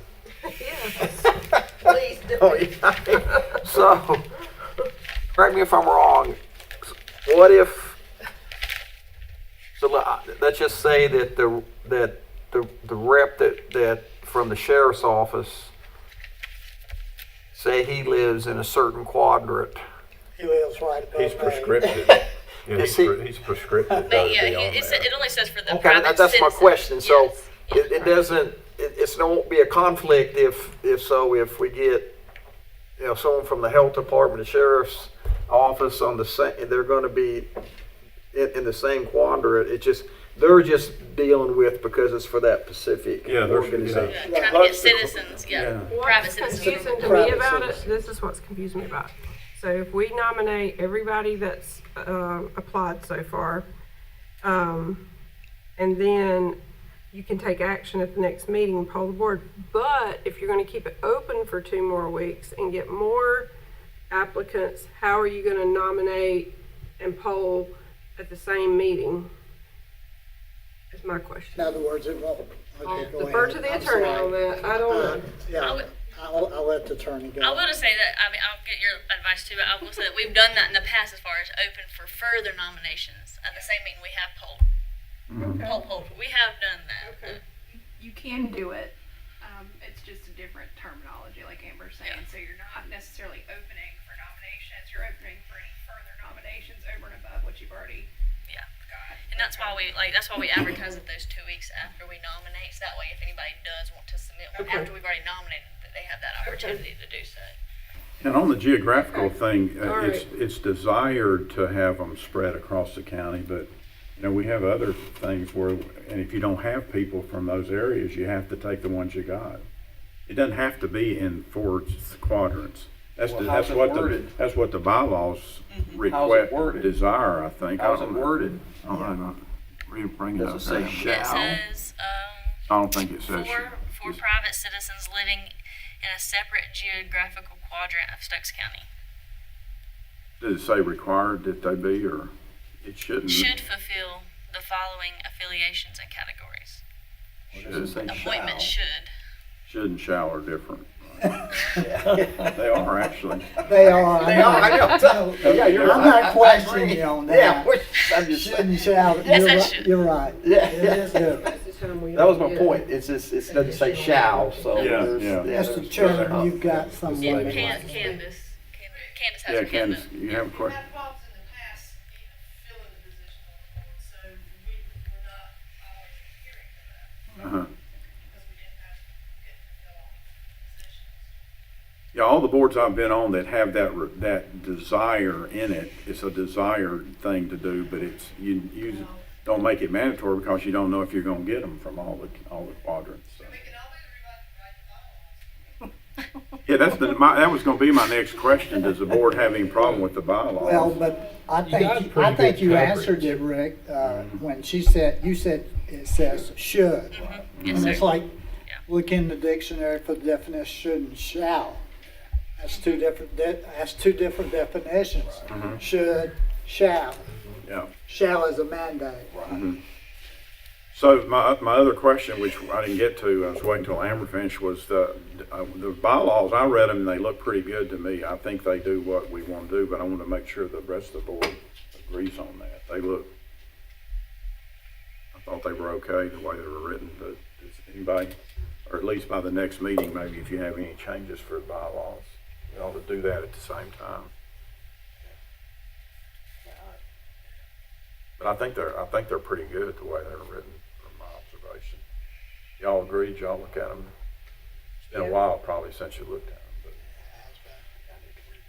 But. Okay, if there's any bylaw issues, then we'll address those too at the same time we're doing this agenda item. So with that being said, do we have a motion to open nominations for Animal Control Advisory Board?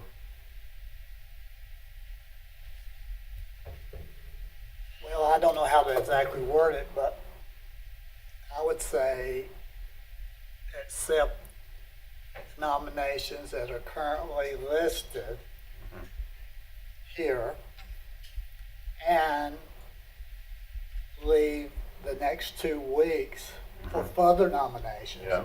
That may be added at our next meeting. Okay, that sounds good. Second? Good motion. I'll second that. Okay, any further discussion? Okay, so, you want to just say nominate the list as, okay, that's what you said, okay, great. Okay, so all in favor say aye. Aye. Opposed? Okay, passes, and these folks are nominated. And we will, motion to close nominations? Make a motion to close nominations. Well, you would not make, We wouldn't close because Yeah, you're I gonna think leave you it wouldn't up. make that motion I'll because reopen it. I'll reopen it. when I Okay. put the motion out there Yeah, for to 2 more nominate. weeks. Okay, Yes, all right. yeah. We couldn't close them at this time. Thinking. Isn't that correct? Chairman Morris opened the Open the floor floor. for additional You opened the floor. nominations. Which Yeah. is, Next time I'll open the Okay. floor for additional nominations if we close it this Yeah. time. Yeah, we're good. that's what I said. We're good. I think that's what I said. All right, so a motion to close then? I'll make a motion to close. Motion to close with the possibility of adding 4 Additional, nominations at the next meeting. right. Can I ask a I'll- random question? I'm sorry. The applicants that you received in the interim that are not on the list, are y'all nominating those as well, or will those be subject to the I Rio's think information? he's saying the ones that they received on the agenda, the 2 that I received it over the weekend. They're not included. We'll do them that. We need to review them before, we have time to review them before. I just wanted to make sure I was tracking. You know, You're right. this is an unusual one here. Usually it's just we have two and we have two openings and we just say, okay, I'll make a motion to close nominations. We get a second, we vote. But this is a different situation here. Yep, okay, so all in favor of the motion, say aye. Aye. Opposed? It passes. So we will reopen the nominations for any further, nominations at the next meeting, and then it will be on action at the next meeting. For polling.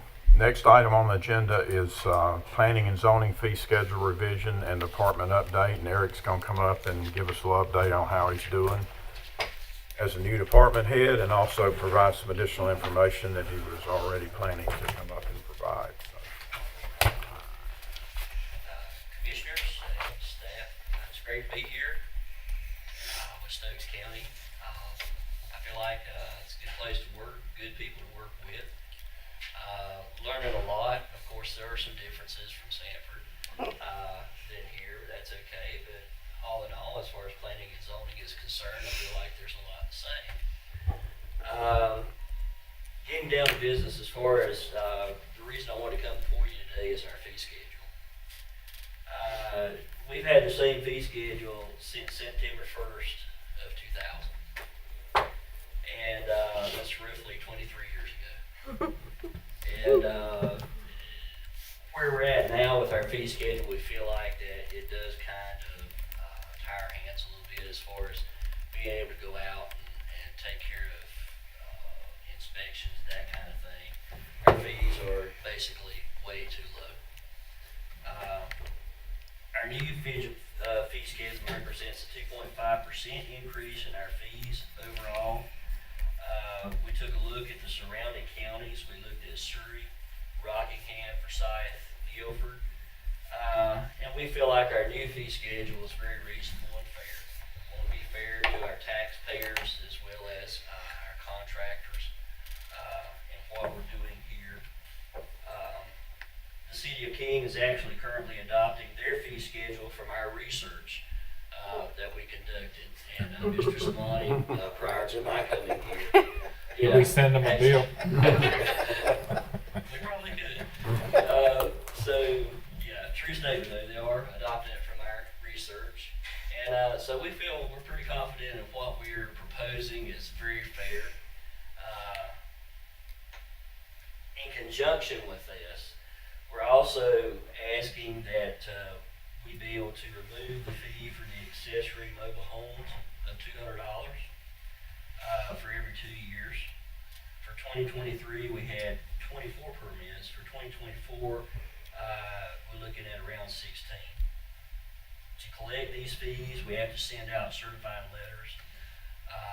Also send out our zoning enforcement officer to be able to collect the fees, which means this fee is more of a burden on the department versus being very helpful. We're also currently working on a complete change in our accessory dwelling ordinance, and of course this is going to go hand in hand with that.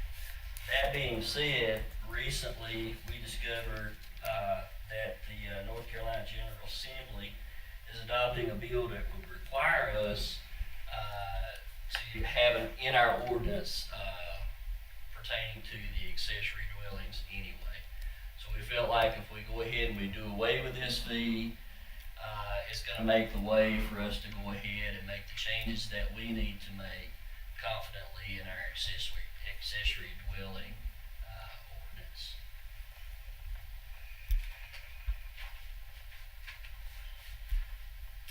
So that being said, do you have any questions that I can answer for you? I don't think this is an administrative thing. I felt like I had to come before you guys, bring it before you to make these changes. Yeah, go ahead, Brad. I got one question. I just want to, and of course, I know you haven't been here this long, so I'm not trying to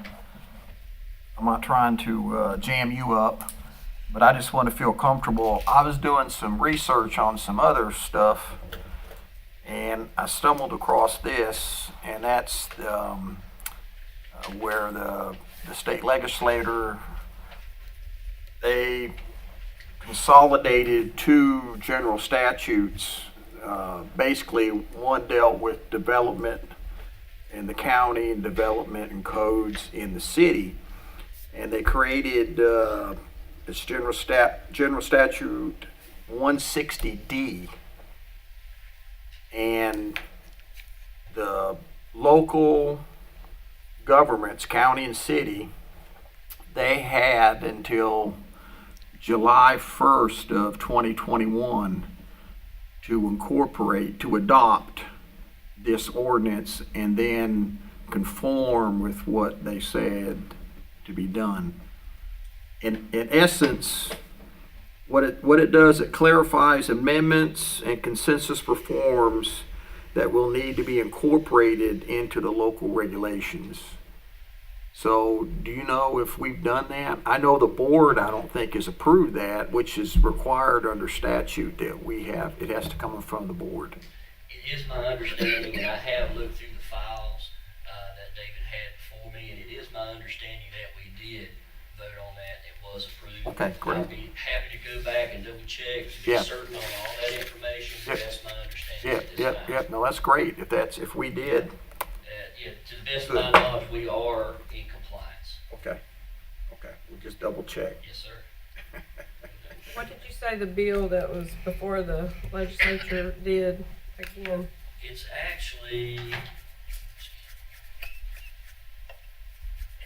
to be adopted October 1st, 2023.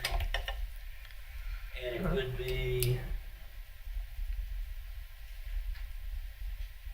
160D-917 accessory dwelling units. And again, it's to become effective October 1st, 2023. I'd actually already started working on an adoption to our ordinance for accessory dwellings, because I just personally believe that for our taxpayers, I believe it would be a benefit to them. It would be a benefit to Stokes County for us to be able to have the accessory dwellings. I don't believe our current ordinance supports that. Give us a definition of that, Yeah. because we're stupid. If you don't believe that, go to Facebook after this meeting. I'm sorry, I've been so stiff. What did you? Accessory dwellings, I think. Accessory dwellings, basically it's a second home on your property. Okay. In other words, someone that has an acre, as long as they have room to put their septic and that sort of You're thing talking in there. RVs and stuff like that. No, what I'm talking about is either a stick-built home or modular. Okay. Yes, sir. All right. Or mobile home, whether the case may be, where it's at. What about like people who want to add on like mother-in-law suite or something like that? Is that pretty much allowable now under what we have, or? To the best of my knowledge, there's no language that states that in there. Under the ordinance that we'll be proposing soon, that will be in there. Okay. And are we looking more, we had a conversation right before you got here, some discussion about people wanting to live in RVs while they're building their houses and stuff. And I mean, we haven't nailed that down, I don't guess yet, the changes. We're waiting on you. Yeah. Well, yeah, I'm aware of that. And it's kind of, it's not funny, but it's kind of ironic that they actually, just like the general statute with the accessory dwellings, they just came out with something pertaining to the RVs as a temporary residence. The state did. Yes. And so I'm currently looking into that to see if it's something that's been passed and has a date of effectiveness. If it does, then obviously I'm going to have to move quick and get this done. Mm-hmm. We had a policy in place in Sanford that worked very well for the RVs as a temporary residence. And I think it would go well for Stokes County as well. It worked. I saw it work firsthand.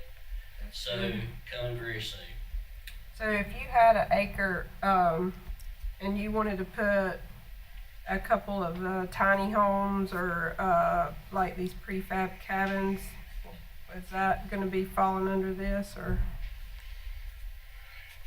Again, it's basically designed for you to have a second home on your property. You already have a home. Now, whether somebody wants to rent that out, at this time, I don't have information pertaining exactly to that. People do all kinds of things. You got that right. But basically, That's why you gotta be if careful. you're willing for, a family member or something of that nature that needs care, that kind of thing, is designed for that. But of course, whenever you talk about tiny homes and things of that nature, we want to make sure everything goes by building code and everything's safe for everyone. And so that's going to be our focus on that. That's all I have. Okay. Anybody, has everybody had it? Ron, did you have a chance? No, but Go ahead. I think he answered my question because as ironic as it is, we've got a situation or two that you just covered there that's waiting in the county, I think. I think one is in the Meadows area. And so I'll just wait for you to come back with your grand scheme of how we need to proceed. I'm good, Mr. Chairman. Okay. Eric, one thing I'd like to do is, which I think you may be doing already, is just delve into the whole area of camping and temporary use of RVs for agritourism events and that whole area, to make sure that we're doing what's best for the county as far as promoting tourism and revenue and all the good things. One thing I would kind of like, you may be doing this already too, but maybe over some period of time, if you just read every zoning regulation we've got and figure out what needs, they just Before kind you of. go to bed. It's been, been built on top of each other with little changes here and there and everything, and I think they need kind of camping is one example, but the whole thing just kind of needs a wringing out to make sure that we get the old stuff out of it that don't need to be there, and I don't know how many pages of reading that would be, but a fairly good amount, I think. But if you would kind of do that over the next 2 or 3 months, I think that'd be really helpful to get Yeah, some I would think recommendations. since he's been in Sanford, you probably know most of the changes probably in, say, the last 5 years that, Yeah. that are notable, and you probably just need to make sure we're up to par on all that and up to speed. When we were in myself and Ronnie, we had a policy. We did it through the School Boards Association, so they did it for us, and they always kept up with it. But it was every year, pages and pages and pages of changes that would come in that we would have to adopt and change in our policies because of things that the legislature did, and definitely this kind of thing is not my forte of knowing what's been brought out from the legislature for changes for codes and building and planning. So, yeah, we probably need to be looked over. Sonia's right, and I would take the lead and say to our attorney that our former attorney, Mr. Johnson, Fred, he would come in to our Board of Education meeting with myself and our 5 board members, and he pretty much have it laid out, not on computer. Most time he would have it in hard copy paper form so we could keep up with it. Of course, we could transfer it to the computer if we needed to, but he would have all these, I tell you, education, things changed every year, and the board members had to have awareness of it, and so did the superintendent. And our attorney sort of took the lead, and we'd have usually like a one-day meeting where we could make sure we were up to par on everything that had been changed by the Department of Public Instruction or whatever. Absolutely. Yeah, I think that's nothing but fair. I think it's very beneficial, and of course it's very beneficial for our citizens to be able to know exactly where we stand on our policies as far as planning and zoning is concerned. Definitely in this area, we need to be careful how we address the camping situation. Obviously, there's, our area is geared for that. We have the beautiful mountains. That's part of why I'm here. I love the mountains. And so there are a lot of other people that I believe want to do that as well. And of course, we need to take a look and make sure that our policies are such that it doesn't hamper that. And I know that our long-range plan suggests that we focus towards that, and we make sure that we're doing what we need to do so that people can enjoy the area that we have. Yep, exactly. Couldn't have said it better. One last thing, if you would take a look at, is our solar farm moratorium and how we might proceed on that. Maybe to look at the history of what we've done so far, and then engage with us on what we can or can't do in the future as far as regulating solar farms, commercial solar farms I'm talking about, the big ones. So that's coming up. That moratorium expires in August, I think, or sometime. So we want to be proactive on that. Have you done any solar farms? I'm sorry. Have you done any solar farms in Sanford? In Sanford, we do have solar farms there. Big ones? Yes, we do have some big ones. I was not a part of planning and zoning whenever they came in. I'm going to open the door for you. I think you're too cheap on your solar farm rates, based on what information I got when I was on the planning board when we done the first one. They priced it way too cheap. Okay. And don't be afraid to jack them up. Okay. Or bar them. Yeah. Be better, and we don't have to worry about the rates, but we'll have to get in the legal channels to figure that one out. Okay, anybody have any other questions for Eric? Okay, thank you very much, Eric. Next thing on our We need agenda. to vote to put those fee schedules under the action agenda next time, or what? Did you want to move them to action the next agenda? If you want us Is to, okay? we'll do that. Okay. Well, when will these go in effect? What are Uh, you shooting for? As soon as we can. as quick as we Okay. can. So, yes, absolutely. Let's do Okay, so we'll put that on action, vote on it then next time to approve that fee schedule, just to have you covered. All right, thanks, Eric. Next item on our agenda is registration of authority of the county manager for hiring and discipline of department heads. I'll comment on this first. We're getting ready to go into personnel evaluations. It needs to be very clear, I think, under the county manager form of government. The intent of the statute is for the county manager to hire, fire, and discipline department heads. And we need that clear channel, clear explanation to everybody of what the chain of command is, and the fact that the department heads work for the county manager and they don't work for us. And so if we have issues with department heads, we would, as in the county manager form of government, we will deal with it through our county manager, not directly with the department heads. And so I put a little narrative in there that that also doesn't preclude the county manager from discussing issues with us or advising us of personnel things when we need to, but it should not be the board's business to be doing personnel for the county. It's the county manager's job. So. Comments, questions? Just to make sure, I understand totally, being in the superintendent's position before.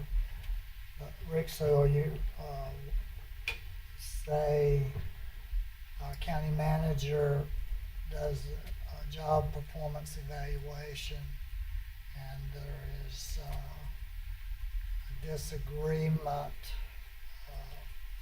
and we went over this sort of through the performance evaluation that Gail and them did earlier, but so let's say they don't agree at all with her evaluation and absolutely either refuse to sign, or they just say, hey, I'm in total disagreement, I want an appeal.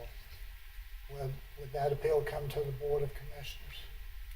I don't think so. I don't think so. The county manager's got the final say, of the performance evaluation. She's got the final say of discipline. And if issues come up that come to light that he or she is not doing the right thing, then that's when the board steps in. It's not it makes it too political if you can appeal to the county board. And if you're going to do that, then why not just a regular employee? Why would it just be a department head that would be able to do it? I certainly don't think that we have any business getting into performance evaluations with employees, except for hers. Interrupt you, did you notice? I just want to say that is quite a differentiation as far as the way, and I know government and schools are two totally different entities. Yeah, two different statutes. Yes.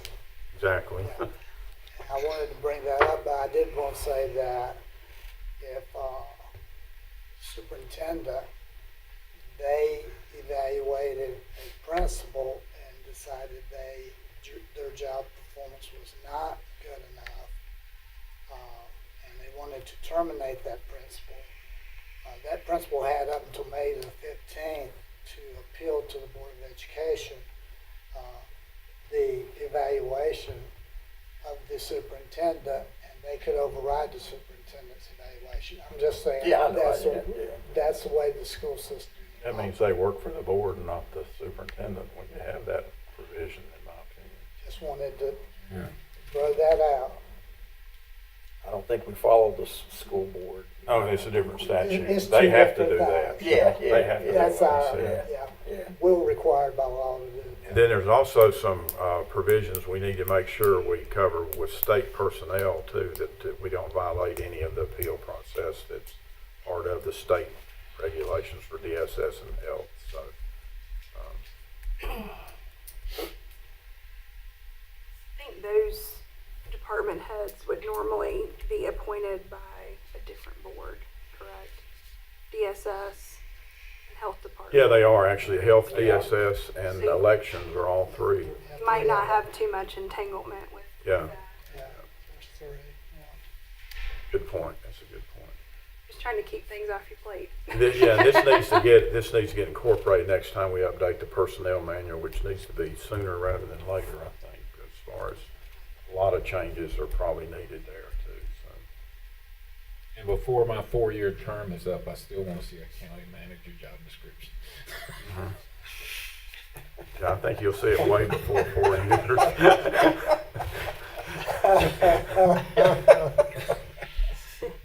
Had one. I don't know where it They went. said they lost it. Don't you have yours filed away somewhere? Oh, we looked. Oh, you talking about me? I don't have mine. Have you got one? No, I've never been one, so I don't. I don't think I've got it anywhere. I could look, I guess, and see all about that. I don't remember ever having an electronic copy of it. That's the only place I would. Sorry. No, We had a written. We had a Human written Resources one. should have it if it's anywhere, and if they don't have it, then I'm gonna say it doesn't exist. Absolutely, HR should have it. Should be but on they don't. file. When I asked, they couldn't find it. I'm not saying they couldn't, I'm just saying they should. Anybody have any questions on this? We put on action for next meeting. Have any comments, questions? Okay, the next item is budget guidance. Linda, I think you're going to do something on that, right? And then the board members, anybody that has any budget guidance, we need to get that out. I just wanted to let you all know, because this is budget season, and Tracy and I attended a Zoom meeting last week in regards to our workers' comp, general liability, property, auto insurance.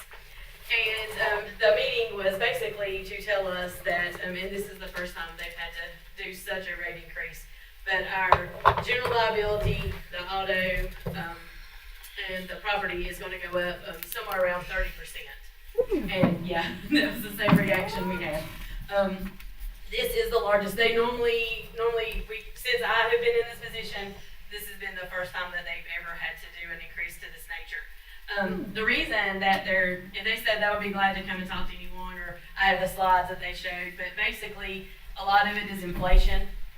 The claims, the amount of the claims are costing, not necessarily the severity, but the price of materials, vehicles, entrance property, the building materials, everything to that nature. It's just kind of impacted everyone throughout the state.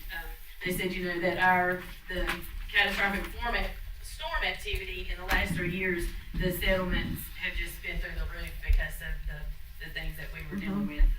So I just wanted to make you all aware that when you saw that increase on the budget, I wanted to kind of let you know what was going on. I wanted to bring up that with the NCACC, they do offer us a lot of extras that a lot of insurance companies do not. And one of the things that they do provide is, I was trying to watch live stream, so I had it on so I had no one to come over. But they actually offer a program for our EMS, our E911, Sheriff's Department, all of our first responder type units, that is free to us through our program.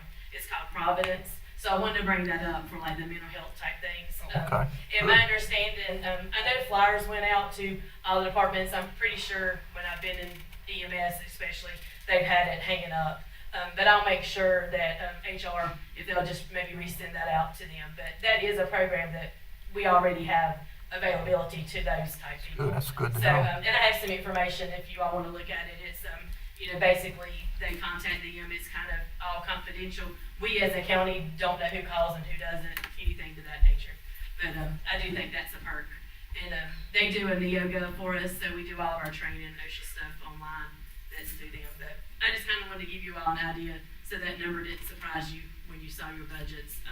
They haven't given us the final numbers yet, and then with those final numbers, they will also do our longevity credits, plus our, that will come off our workers' comp, which stayed the same. Our workers' comp did not change. Yeah, that one Stayed the say, same. yes, exactly, yeah.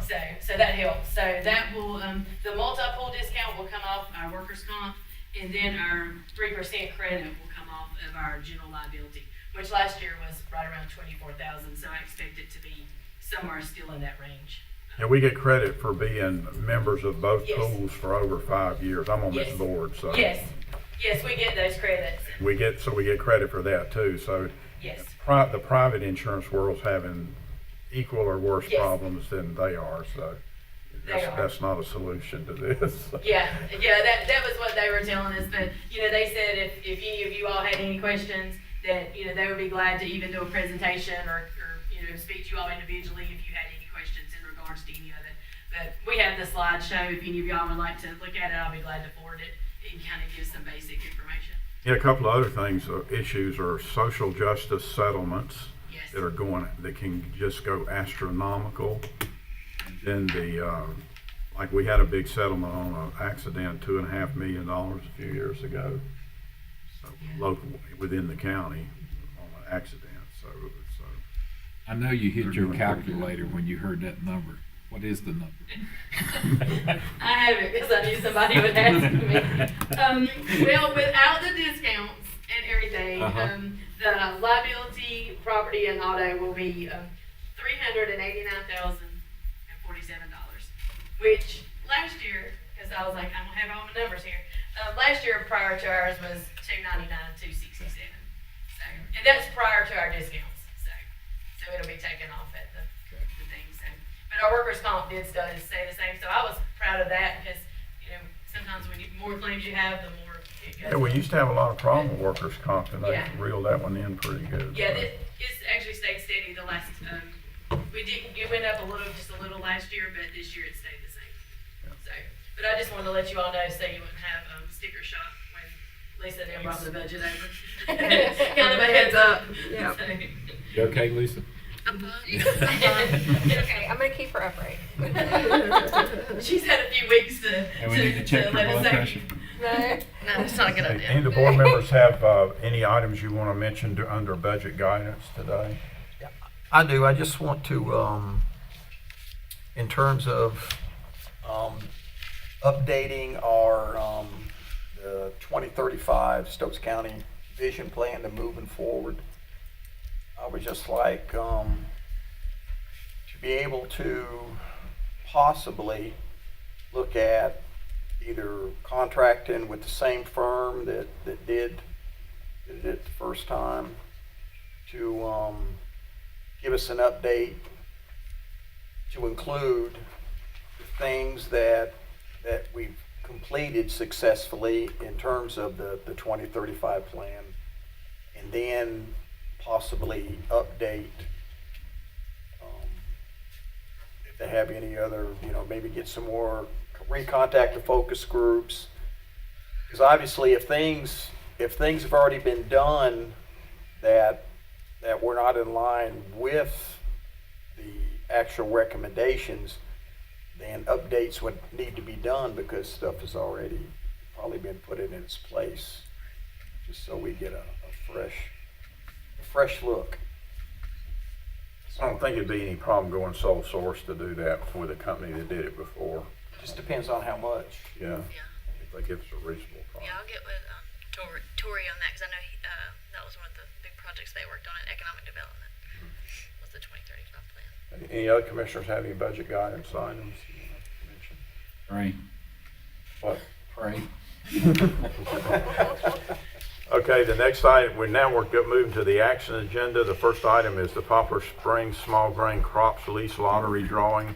This is the drawing where we do once every 5 years and lease land to local farmers that I think is connected to the Poplar Springs Elementary property over there.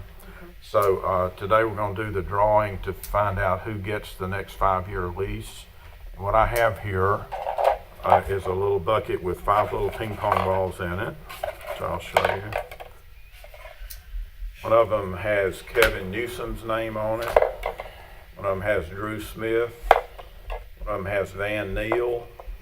One of them has Stanley Smith, and one of them has April Robertson. Those are the 5 folks that are interested in having the lease. So if maybe Gail or if you or Jamie come up and pick them all, I'd appreciate it. I'm stirring them up. Shake it up. Yeah, you can turn your head and look that way and pick one out. Just pick out a ball. There you go. Okay, it's April Robertson. Right.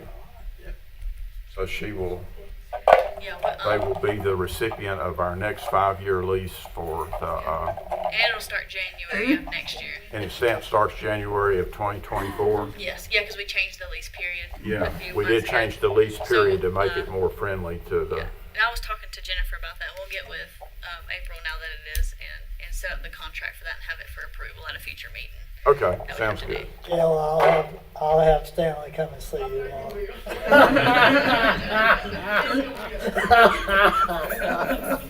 Son, yes, all right. If I miss Stanley, you can get him. I see him. Okay, next item on our agenda is the updated emergency operations plan.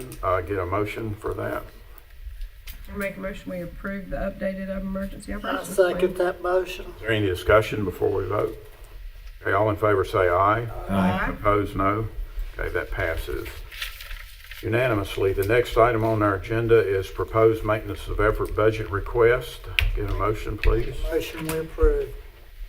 Second. Any discussion? All in favor say aye. Aye. Opposed, no.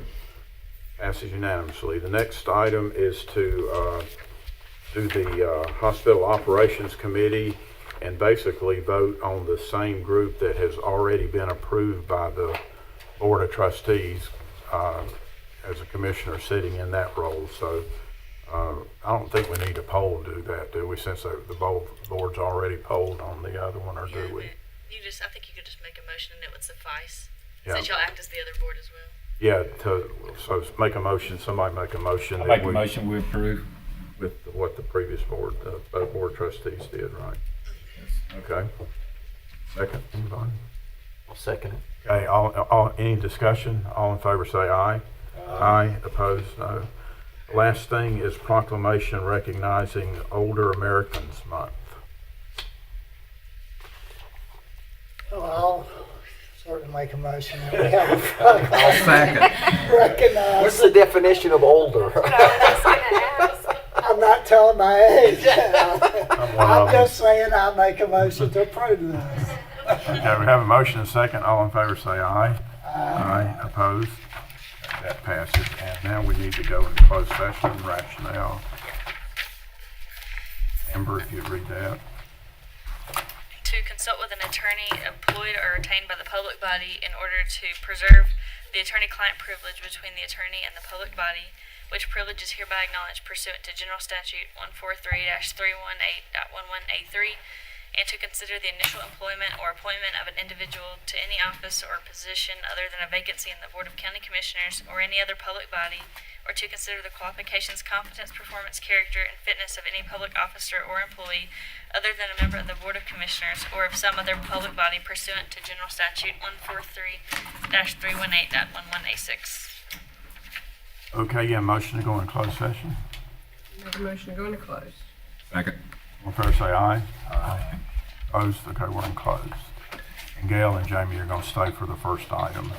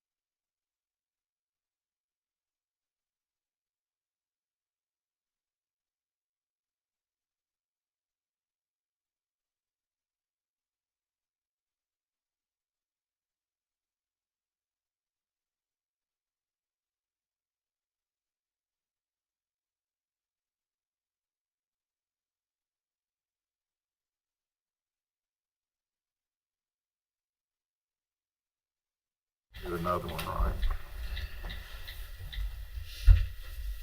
We don't have no action when we come back out. Just to, No. okay. To adjourn. I make a motion, we adjourn. Second. All in favor say aye. Aye. Opposed? We're adjourned. Amber.